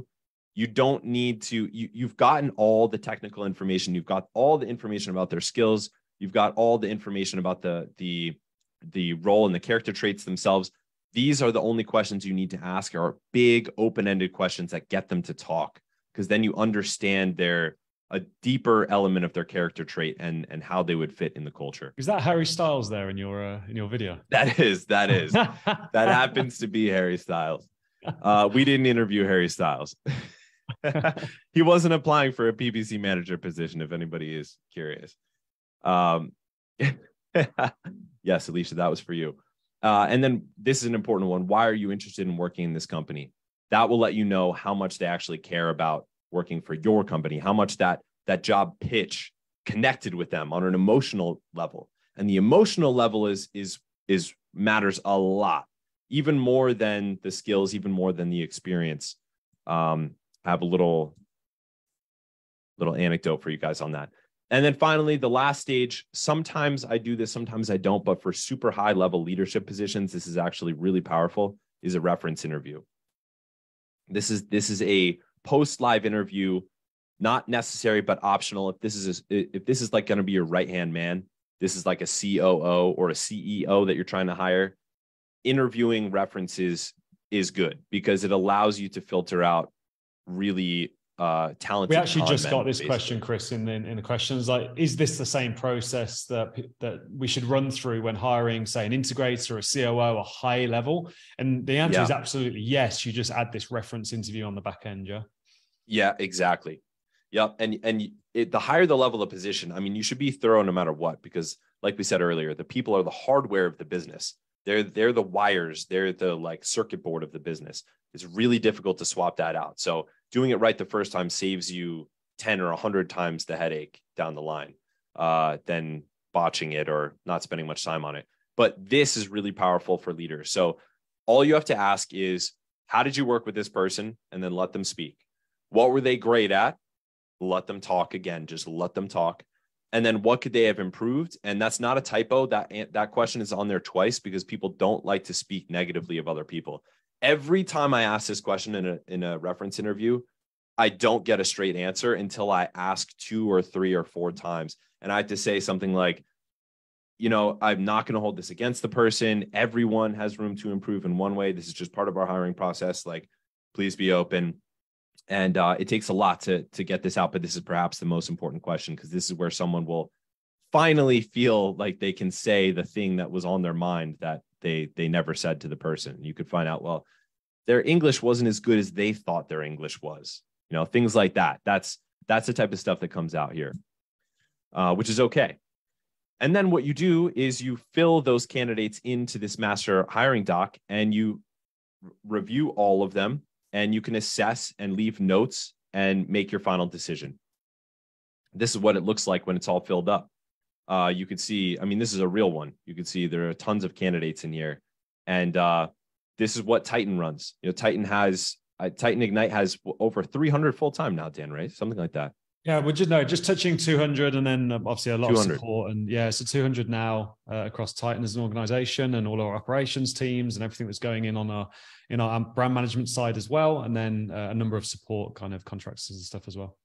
Yeah, so you can see that we live it, guys. We're teaching stuff that we actually do, that we're actually living right now. All right, so I was going to walk through a hiring brief step by step, but I'm fearing that we don't have time to go through step by step an entire hiring brief. Inside Titan, you get the brief for all of these roles, and actually we've added. I think we're good, Chris. If you're going to take, say, 15 minutes or so, let's see what. Let's ask everyone. Would you like Chris to walk through the entire hiring brief to understand how that exactly all comes together? Oh, a lot of yeses. Okay, cool. Lots of yeses. Let's do it. There we go. And yeah, just as Chris said there, inside of Titan, guys, we've got a hiring brief for every single role on this organizational chart. All right, nice. Okay, so we're going to go through this hiring brief. I'm going to zoom in so you guys can see this. This is the one that you guys are going to get, the Amazon PPC manager. All right, so you can see the name of the role, the direct manager. This is the person who's actually going to be managing them once they come in. The recruiting manager, this is the person who's responsible for recruiting the person. This could be the same. This could be you are going to manage them, and you're the one that's actually responsible for making sure the recruits come in. But if it's different, that's really key, because these two roles do very different things inside the system itself. Then you have a link to the job description, and these hiring briefs come with links to the job descriptions. This actually should say the job pitch, because that is what it is. And a link to the role document. This is, again, what they get when they come into the business. Then a summary of the company's reason for hiring. So in this case, we said the company is in need of a dedicated PPC manager due to the number of product launches scheduled over the next 12 months, as well as to free up more time from the brand owner. So this makes it clear that the person is actually needed. Sometimes you try to type this out and you realize, why are we hiring this person? Oh, it's really because we're chasing the shiny object of this, whatever it is, TikTok advertising or something else. Really, it might not be the most important one to focus on now. Then the job type, whether it's part-time, contractual, or full-time, and the platforms to post on. So this part is cool because we're actually prioritizing these role by role based on our experience, where for that particular role, the most quality candidates come from. So in this case, you could see for the PPC managers, the most quality candidates tend to come from Indeed and Upwork. Then there's also LinkedIn, OnlineJobs.ph, and FreeUp, where you can get candidates for this particular job. LinkedIn being the local option if you're in Western Europe or the States or Canada. OnlineJobs.ph being the inexpensive option if you're really on a shoestring budget. And FreeUp being more of a backup source of candidates if you're not getting enough candidates. So we've prioritized this for you guys so you know where to start. And if you have a particular situation like this or this, that you know which platforms to focus on. So it's pretty cool. All right, this is the meat and potatoes now. We get into the funnel qualification overview. So this goes through every stage of the funnel. And let's get into it for the PPC manager. So at first, we get into the process for posting on the platforms. You post a job on Indeed, Upwork, FreeUp platforms by the recruiting manager. On Indeed and FreeUp, the link to the written survey can be included, but on Upwork, you're not allowed to link to a written survey. So what you have to do is input the survey questions into Upwork's own survey function. Otherwise, they will delist you and they can actually suspend your account. This has happened to me multiple times because it violates their terms of service. You can then just transpose or write a simple zap that takes those survey questions and pops them in a Google form the exact same. Applicants apply through the platform's native link and complete the written survey. Then the recruiting manager reviews the applications and answers to the survey questions. For those with relevant experience and qualifying answers to the survey questions, the hiring manager sends them a My Interview link. So we don't send this My Interview link to everyone. The reason is because it takes time. It's just disrespectful of the candidate's time to make everybody do that. You technically could do that. I just find it mean because it does take them a lot of time to do this. So the My Interview questions, we're going to go over those in a second. They're down below. You then shortlisted candidates are added to the master hiring sheet. That's what I screen shared earlier. Applicants are then reviewed by the recruiting manager again, based on the below criteria. And these are the criteria that we have for the PPC manager. Portfolio links of previous success with PPC with significant ad spend. At least over 30K per month. For some of you guys, you're going to want more than that. Some of you guys, maybe it's okay to have less than that. The CV itself and the experience, at least 12 months experience managing PPC for other brands. If you want to go, a higher degree of qualification, you could bump this to 24 months or 36 months, depending on how deep of an experience you need of a PPC manager. Obviously, the more experience, the more expensive they're going to be and the more you're going to pay. Ability to present well and communicate clearly in the My Interview, and then appropriately responding to written survey with scenario modeling. I'm going to tell you what that means in a second, because in the written survey for this particular role, we actually model different scenarios, or you are going to model different scenarios for them to respond to as if they were managing those accounts with those scenarios. After the candidate submits the My Interview link from the shortlisted stage, they're marked for review in the master hiring doc. And this is where the actual manager comes in. Somebody like a VA or, a part-time recruiter or a lower level employee, somebody doing customer service or something like that, they can do pretty much all of this up until this point because this system makes it pretty automated for them. But then there's no way of getting around this. Either the brand owner or another leader in the company who's going to manage this person has to get in and choose the candidate to actually interview. You can't have a VA do this or a recruiter do this. This is where you really have to jump in.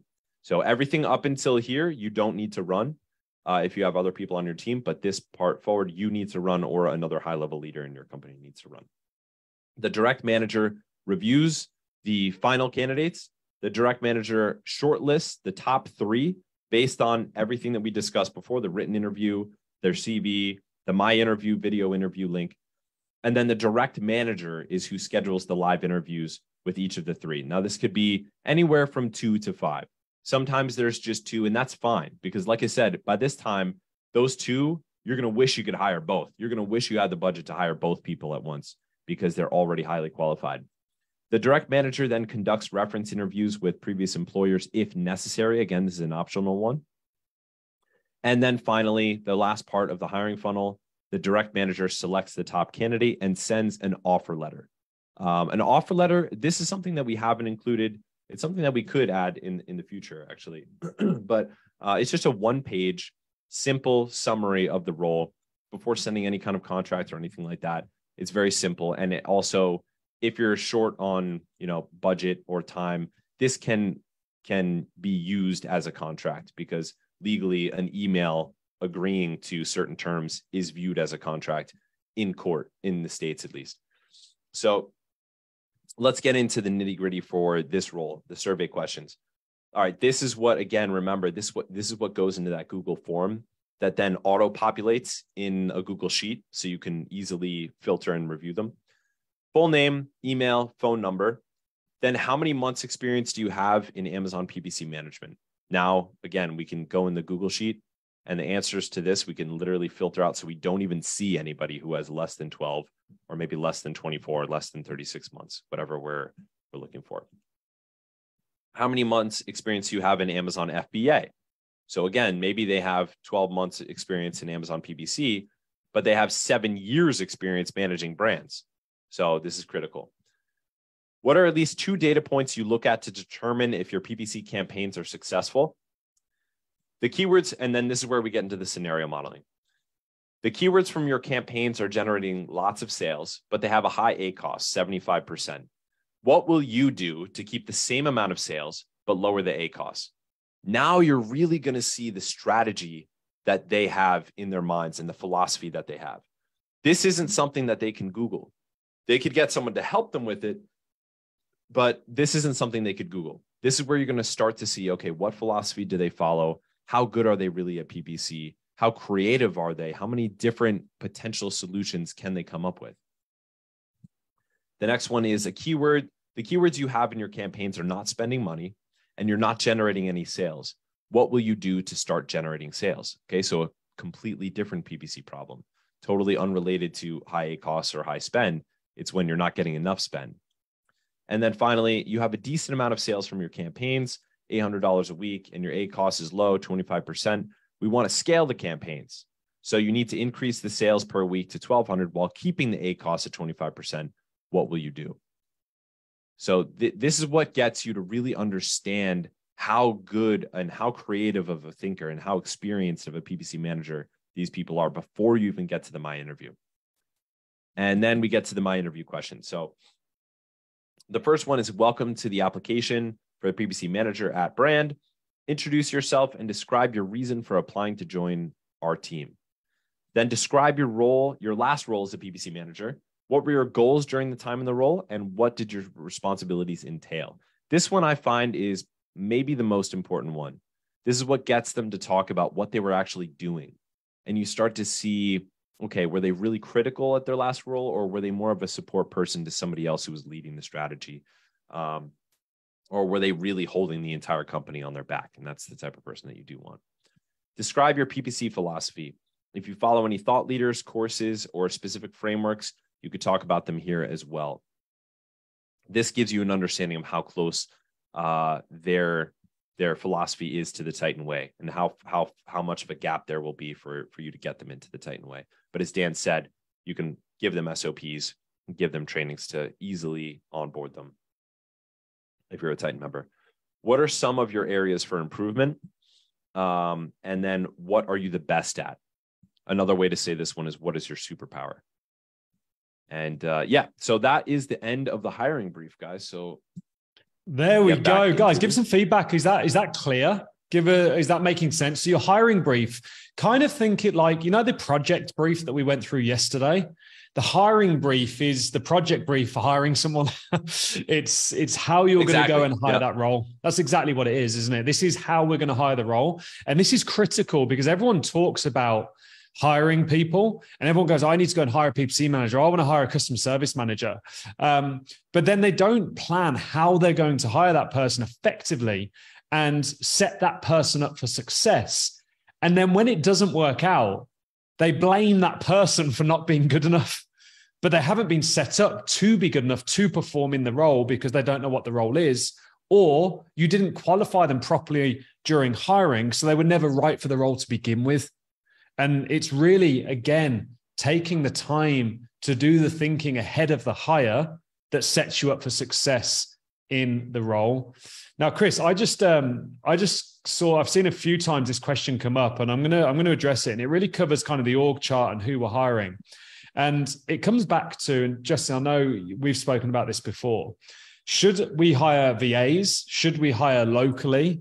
should we hire contractors? And I think what I'll do is I'll share my experience with this, because Lyden and I, over the last 9, touching 10 years now, and then more recently in the last 4 or 5 years, as we've expanded the operation with Titan and everything we do here, we've tested every different version of this and come up with a very conclusive answer.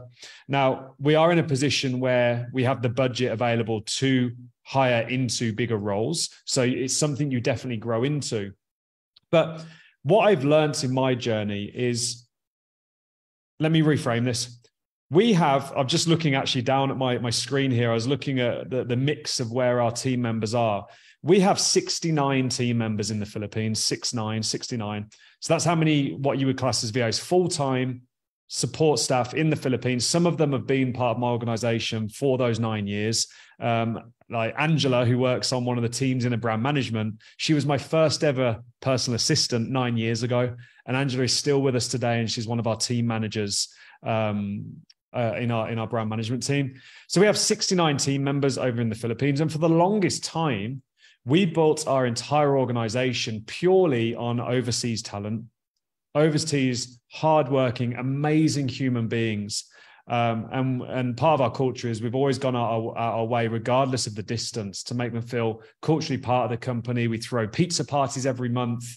We pay for premium dental care. We upgrade, that includes their family and their kids. We upgrade internet. We really take care of our people. And we wouldn't be where we are today if it wasn't for our overseas talent. But as we grew and as we started generating more success, one thing was abundantly clear to me, and is that although we had all of these amazing team members around us, there was myself, Lyden, and in the business, we were still the linchpin. We were still the decision makers. And essentially what we'd created was an organization with a chief and a load of helpers. And there's books that talk about this. So then we tried we considered going the complete opposite way, which was, well, we'll just hire locally, or we'll just outsource to contract talent. And that wasn't viable. That's not feasible when you model it out financially. And it actually doesn't make sense from an efficiency standpoint, nor do you get the commitment and the work ethic that you get when you build a truly culturally integral team that is global. So where we've ended up, and this is my decision-making process, if the role requires critical thinking, is highly skilled, or requires any level of creativity, then often that is better as a Western hire, a local hire generally, or Western. So if we look down at my numbers here, we have 69 staff over in the Philippines. We have 37 in the UK. We have 37 or 38 in the US. We've got an even split across the UK and the US. And then we've got about 20 or so across Europe. And those names that you hear in the UK, the US, typically they are our management roles. They're the managers of functions that require good people management and critical thinking to remove that thinking from you, to allow you to delegate that. Now, the functions that sit under that role that are process-driven, repeatable, systemized, SOP'd, where it's the same process that doesn't really require critical thinking, and it's just a production line of work. Those roles are amazing for support VAs, for overseas staff, for in places like the Philippines. Other places people have success in places like India. But Philippines is really, I love the Philippine culture. I love the Philippine people. I love the work ethic. I love everything, primarily English speaking as well, university educated. So that's kind of how we've determined it. If it's critical thinking, creative, or a management role that is a layer removed from you, hire locally. If it's a process driven, click the buttons, repeatable, then that's where you go overseas. And that's typically, now that's not to say that overseas you don't find amazing management talent. We do. But it's incredibly difficult to find. And I found culturally you lack that critical thinking element. And that's just sort of 10 years of my experience. Justin, Chris, have you got anything else to add on that? Because I know it's a really, should I get a VA? Should I hire someone locally? We found this hybrid approach of critical thinking management roles or any creative is Western, and then functions as we scale are executed by support overseas. Yeah, I can say, yeah. Go ahead, Justin. I'll go first. All right. Okay. So, I mean, I would also encourage you guys to think about what you're trying to accomplish as well. Yeah. Philippines is 13 hours ahead of my time zone. If I need to meet with somebody on a daily basis or weekly basis, the last thing I want to do is to talk to them and not get any results from them for 12 hours. That sounds like a pretty crappy strategy if you're in a fast-paced business. So while, yes, I do have VAs in my business, I've only actually ever had one at any one point. Most of my team has always been someone in the US, right? I've also had a few people in Europe as well who performed functions of the business. So for example, like my PPC manager, she was based out of Romania. All right. It's totally fine for that role to be not in your same time zone. You don't necessarily need to meet with them every single day. But what I would encourage you to think about is what practicality or what is the practicality within your business? If you need to meet with this person often, then they should probably be in a time zone where that can be accommodated. If this person is going to bring about tax implications, I know this isn't beyond the scope of this conversation, but hiring somebody in a state or a country that is going to change your tax liability is an important factor. So you want to kind of keep those things in mind. And that's where there is a benefit to hiring VAs, because that tends to go away if you're using a service like Fiverr or FreeUp and things like that. But I think generally think about how you want this person to show up in your business. If you don't need them to show up on your meetings, then you can certainly hire a VA for that. And that's okay. And I think there's a compound effect there, Justin, as well, that you sparked a thought. What we're definitely moving more to regional, local, Western talent now as we grow, because, and there's two reasons for that. Generally, you find an A player, UK, US, local to you, wherever you're based, that person can fill the role of, say, 3 or 4 VAs, and to a much more competent, decisive, engaged level. So there's a compound effect to that. Now, when it comes down to the local decision, and I think this is the point I'd make the strongest, there is nothing more powerful than being in a room with someone doing this planning. Oh, yeah. Virtually, you can only get to a certain level of depth, and I call it depth of conversation. There's a reason that as leaders in Titan, we try to get together once a quarter, once every 6 months, and we do these leader getaways, because you spend 3 or 4 days in an Airbnb together talking about a topic. You get to a depth of level of conversation, a depth of conversation that you can never, ever achieve in a couple hours on Zoom, that you can never achieve in a chance meeting or a couple hours on the phone. But you spend 2 days with someone with the sole intention and goal of achieving an annual plan. That compound effect of what that sets you up for is worth hiring locally and paying for local talent than it ever would be to go overseas. And just last comment on that too. It's not always cheaper to hire multiple VAs, right?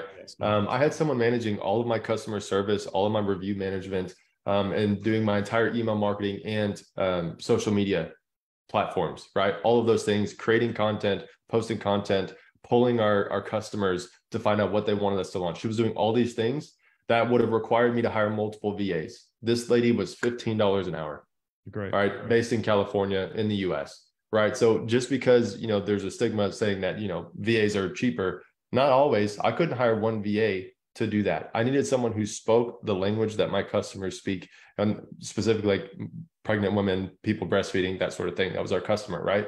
I needed someone local who could talk to these customers that we had and also create graphics for them, create content for them. And you're not going to be able to do that with just a single VA, right? VAs typically are hired in terms of function rather than a series of roles. So it's not always cheaper. So don't think just because you're hiring in the US. With that, there's an opportunity cost to that process. I mean, I could rabbit on this conversation because I've been through it for so long.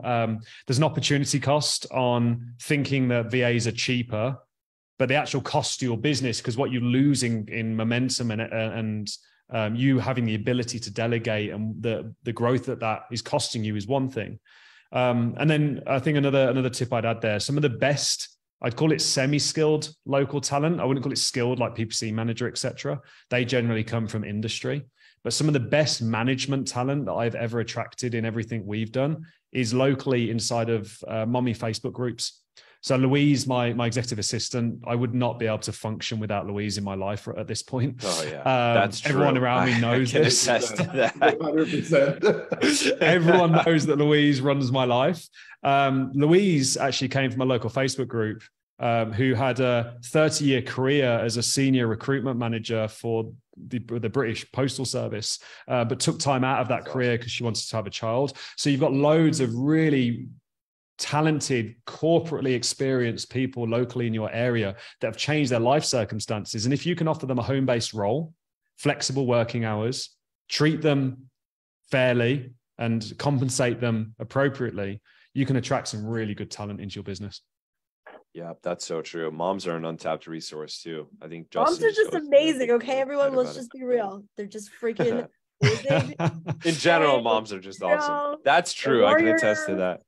Yeah. Okay. That's all.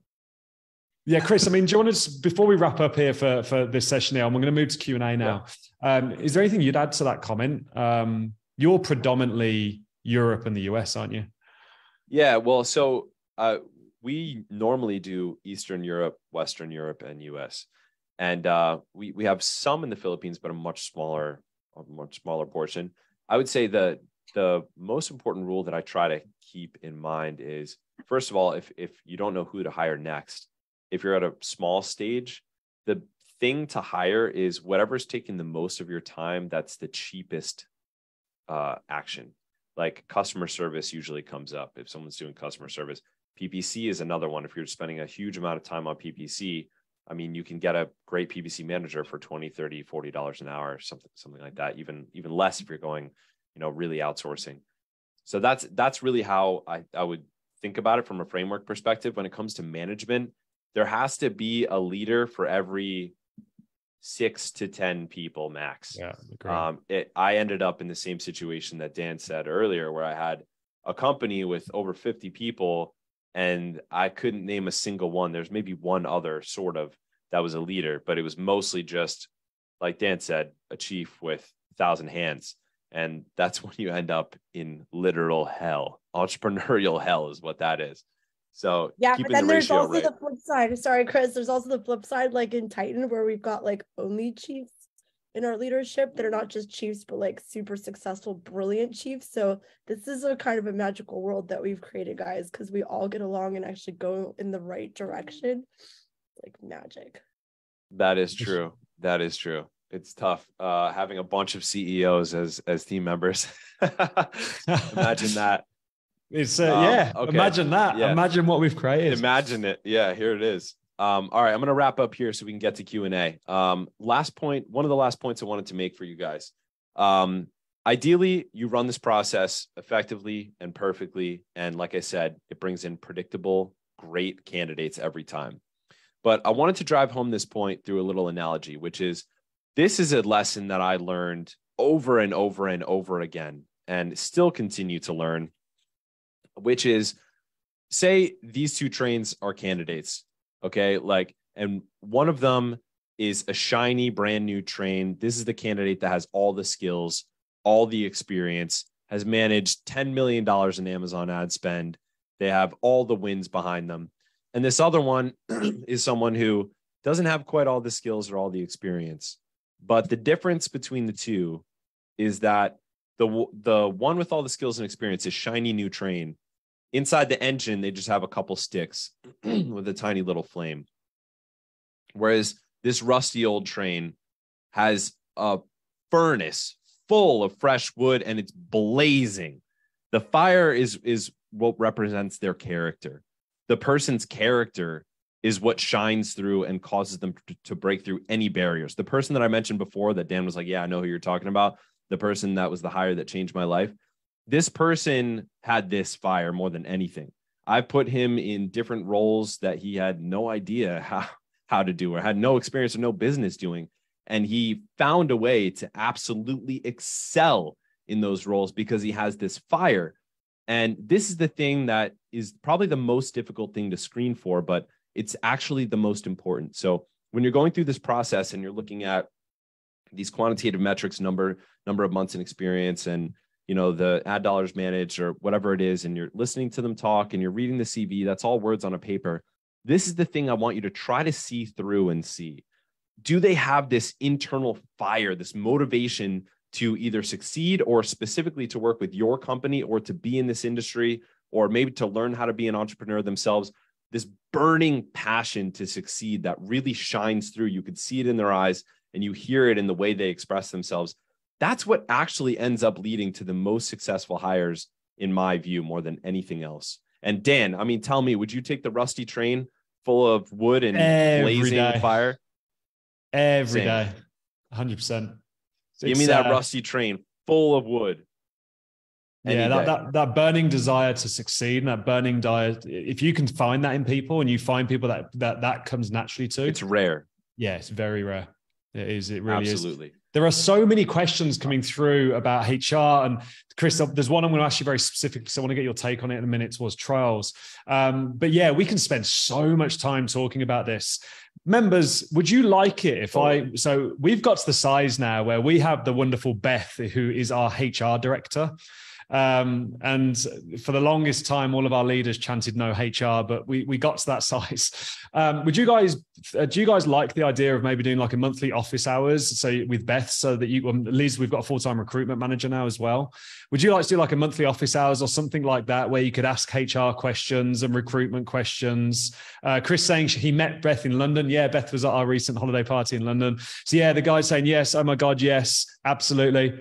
Okay, I'm going to share this recording with Beth and see if I can get her and Liz to do something in Titan once a month on HR and how to manage people and all that good stuff. Yeah, Athena, this comes up a lot, doesn't it? In terms of like, how do I hire good people? And I think now we've kind of laid that out. It's a case of really just everyone kind of committing to this process, as you said earlier, and actually showing up and doing the work, isn't it? Yeah, 100%. And it's also, it's all the components. It's having the accountability. It's having someone to ask questions to. It's having all those things. So I've been getting a lot of questions on how to get started. I think that one thing that you guys said about having just the PPC manager information for everyone else, and then Titan gets all of the roles, I think it really excited people, because they've been getting a lot of DMs on like, well, how do I become a Titan? How do I do this? So what we can do is this, guys. I will open up my calendar and I'll make sure that some of my guys are available. If any of you are interested in just kind of knowing what being a Titan's like, I'm super happy to chat with you after this. We weren't planning on doing that today. We're going to do that another day. But I am inspired by all of you and your energy and just how dedicated you are. So I'm going to open up my personal calendar and be open to chatting with you guys. If you have any questions, I can answer those. And it's really just to kind of look at your goals. Like, you guys have been talking a lot about sort of the different levels of org chart, the different levels of ambition. Like, that's one of the first things I want to talk to you guys about, is like, what are your real goals? What are you looking to achieve? And let's see if we can really support you in that process. Yeah, we are within Titan. There's a lot of talent, and we all have our own superpower.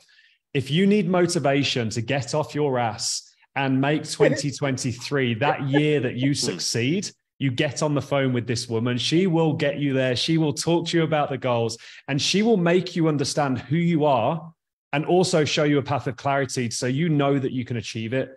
And even if Titan isn't a good fit for you, what Athena will do is leave you feeling fired up and ready to go. So if that's something you want to put yourself in the position for, then go over to titaninvite.com/team, go through the short application, jump on a call, speak with Athena and her team. And if you really want that motivation, request Athena in that form as well. And I can tell you, she's an absolute I don't have a lot of slots because I do have a team, guys, just FYI. Oh, by the way, true story, I refused to have a team on this particular thing for years. So if you guys know that, like, almost all the Titans for the first, 2.5 years of joining, they all spoke to me personally because I refused. And then I finally had a 5-hour surgery where I physically could not speak.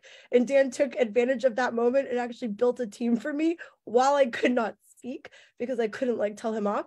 And it's great. I love having a team. I like have a life now. It's amazing. So I highly recommend. But yeah, no, everyone in Titan is very, very lucky to have you, Athena, for that very, very unique capability that you have. It's a weird superpower I have where I kind of help people realize their potential and get over you help people get out of their own way. That's what you do. You help them get over their own bullshit and out their own way and just move.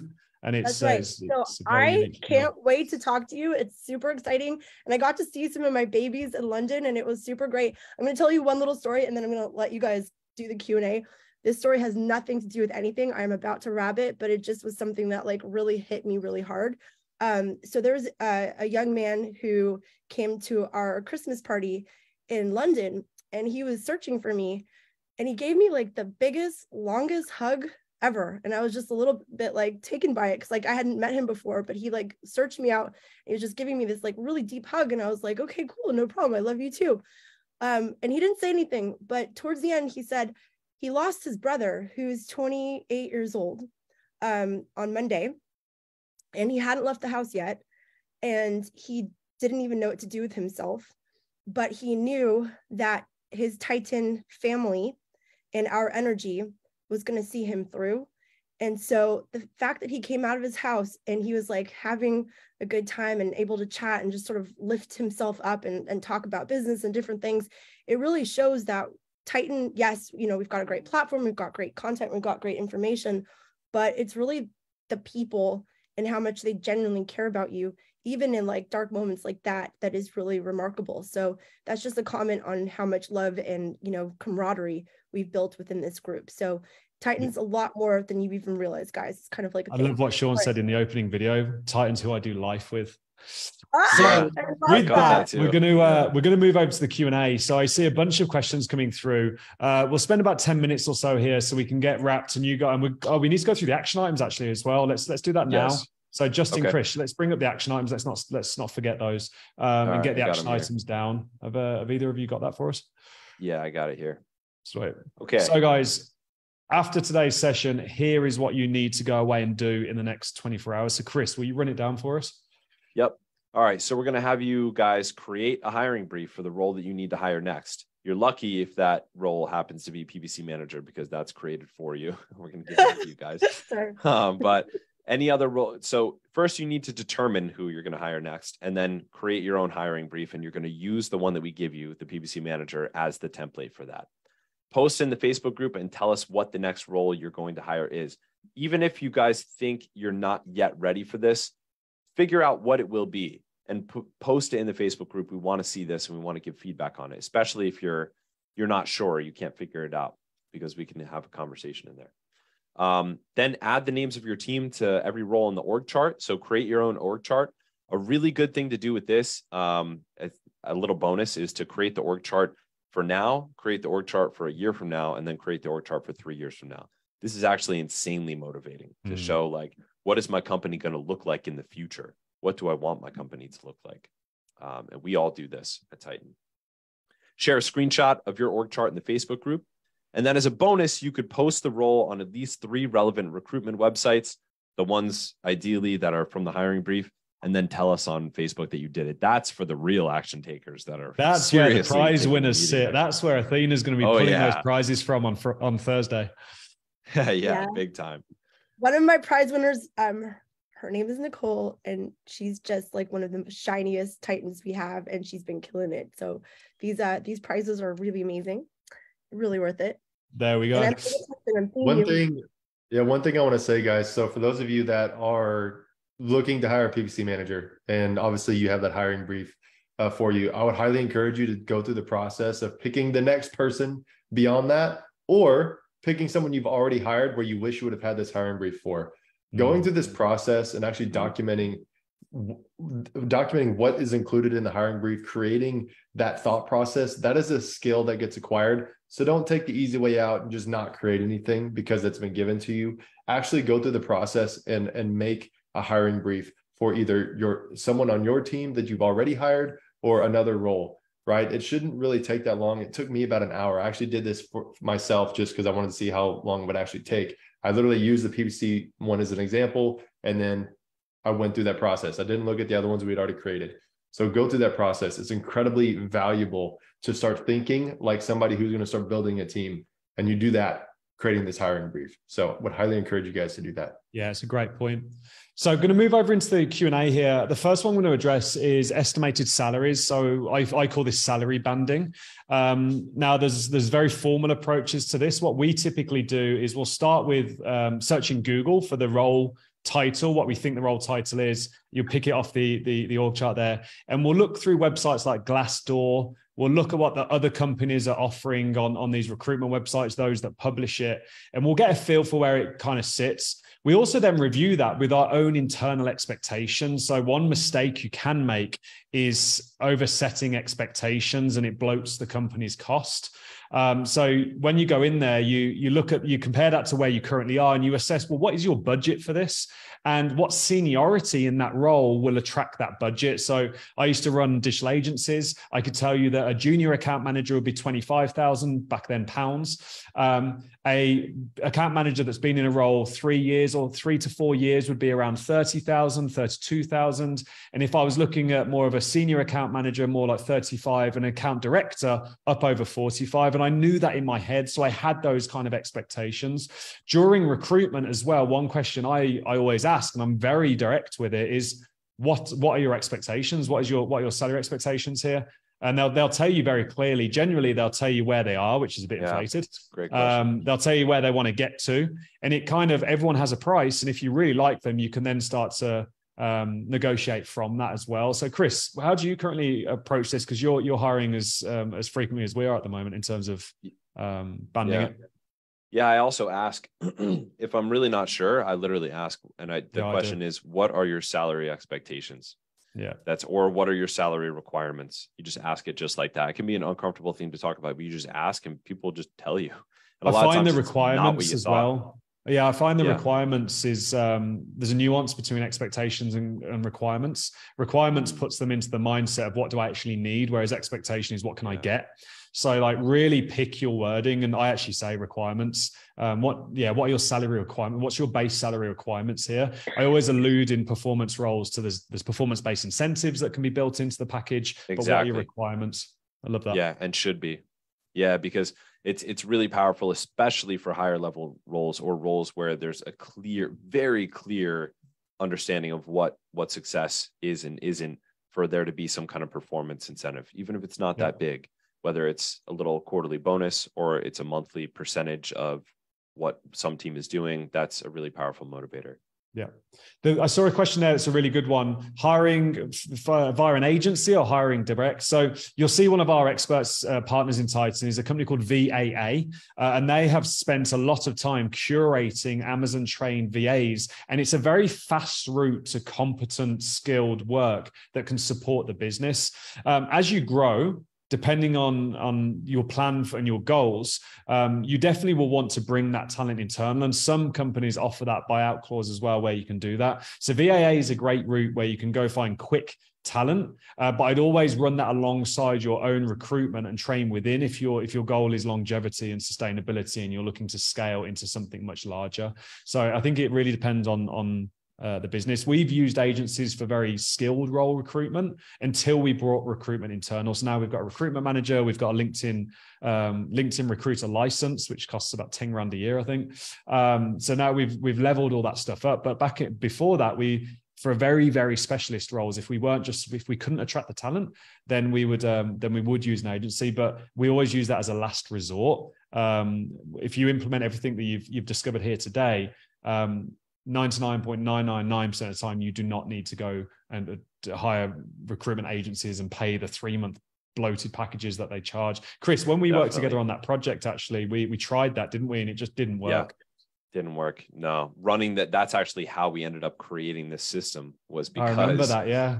Recruiting agencies most of them won't run a system as detailed and as thorough as we just taught you guys.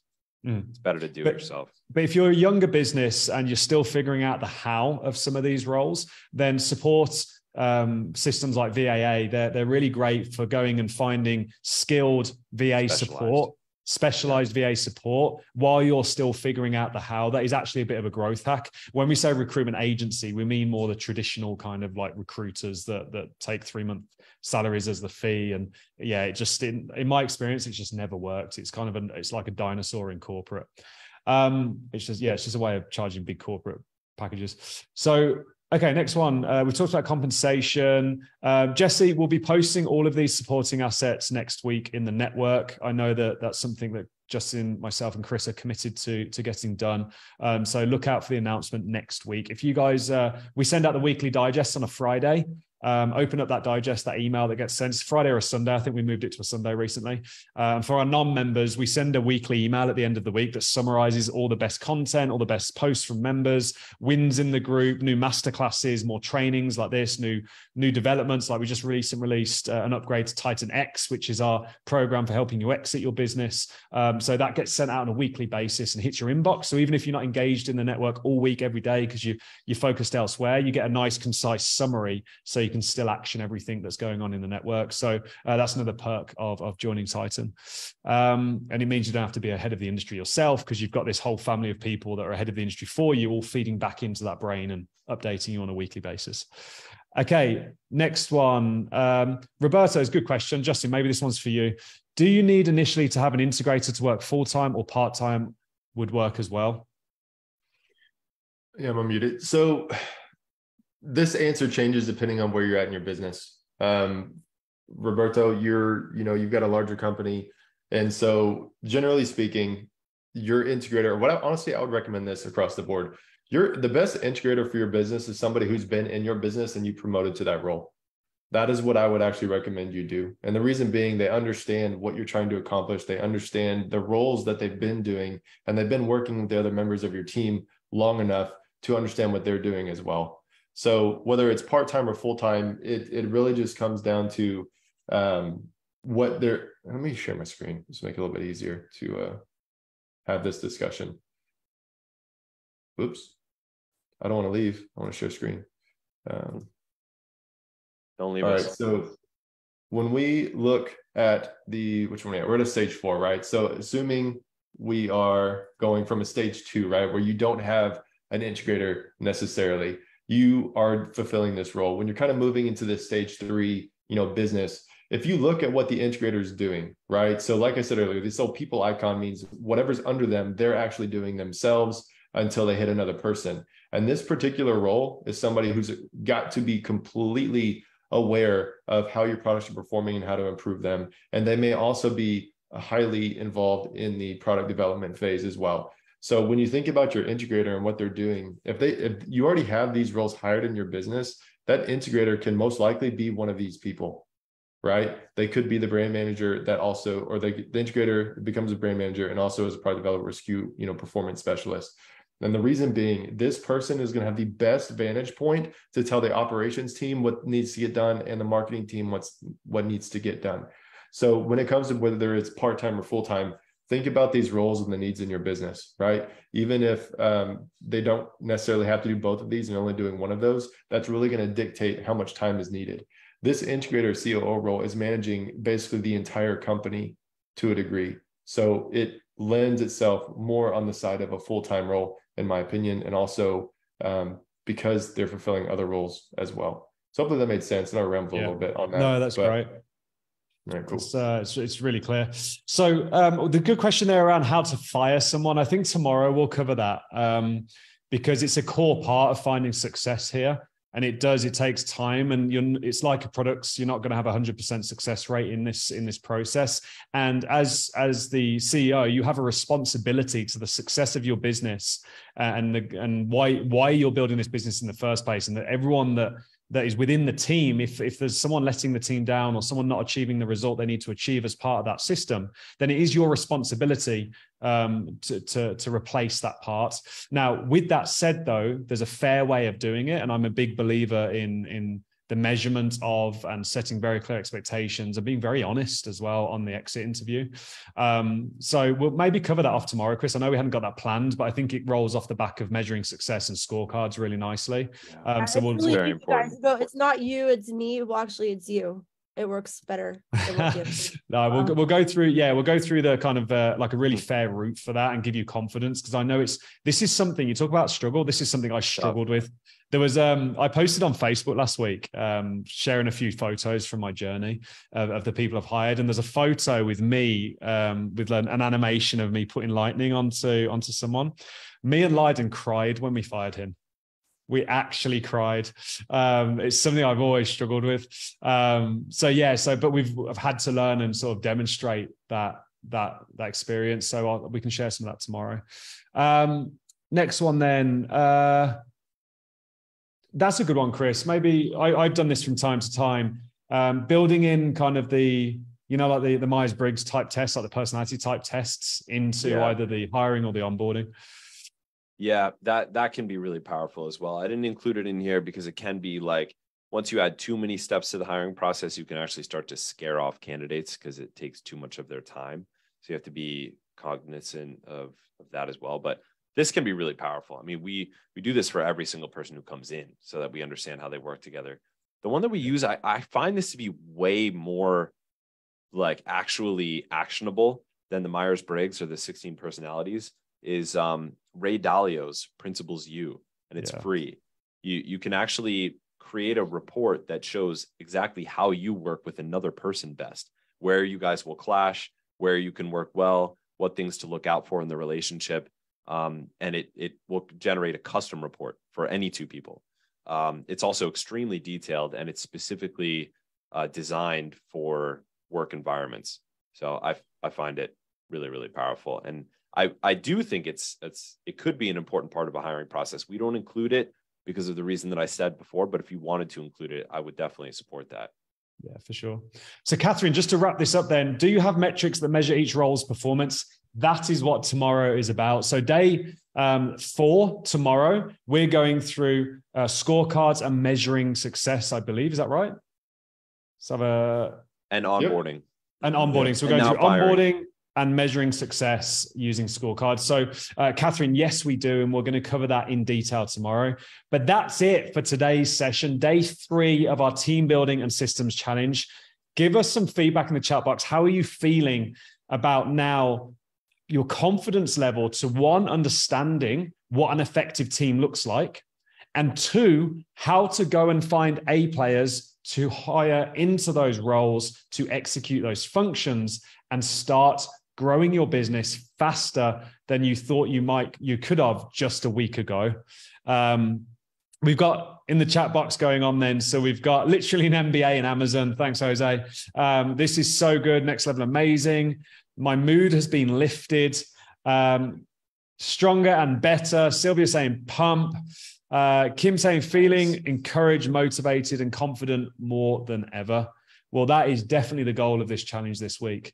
And as Athena said, if you're not a part of Titan and you like the feeling that you have right now and the clarity, this is what we live and breathe every day. And this is the world that we strive to create, is supporting you in the growth of your business, hitting your life goals, achieving those targets, whilst giving back and helping everyone around you do the same. And if you need some clarity in how you can achieve your goals, especially as we head into 2023, then go to titaninvite.com.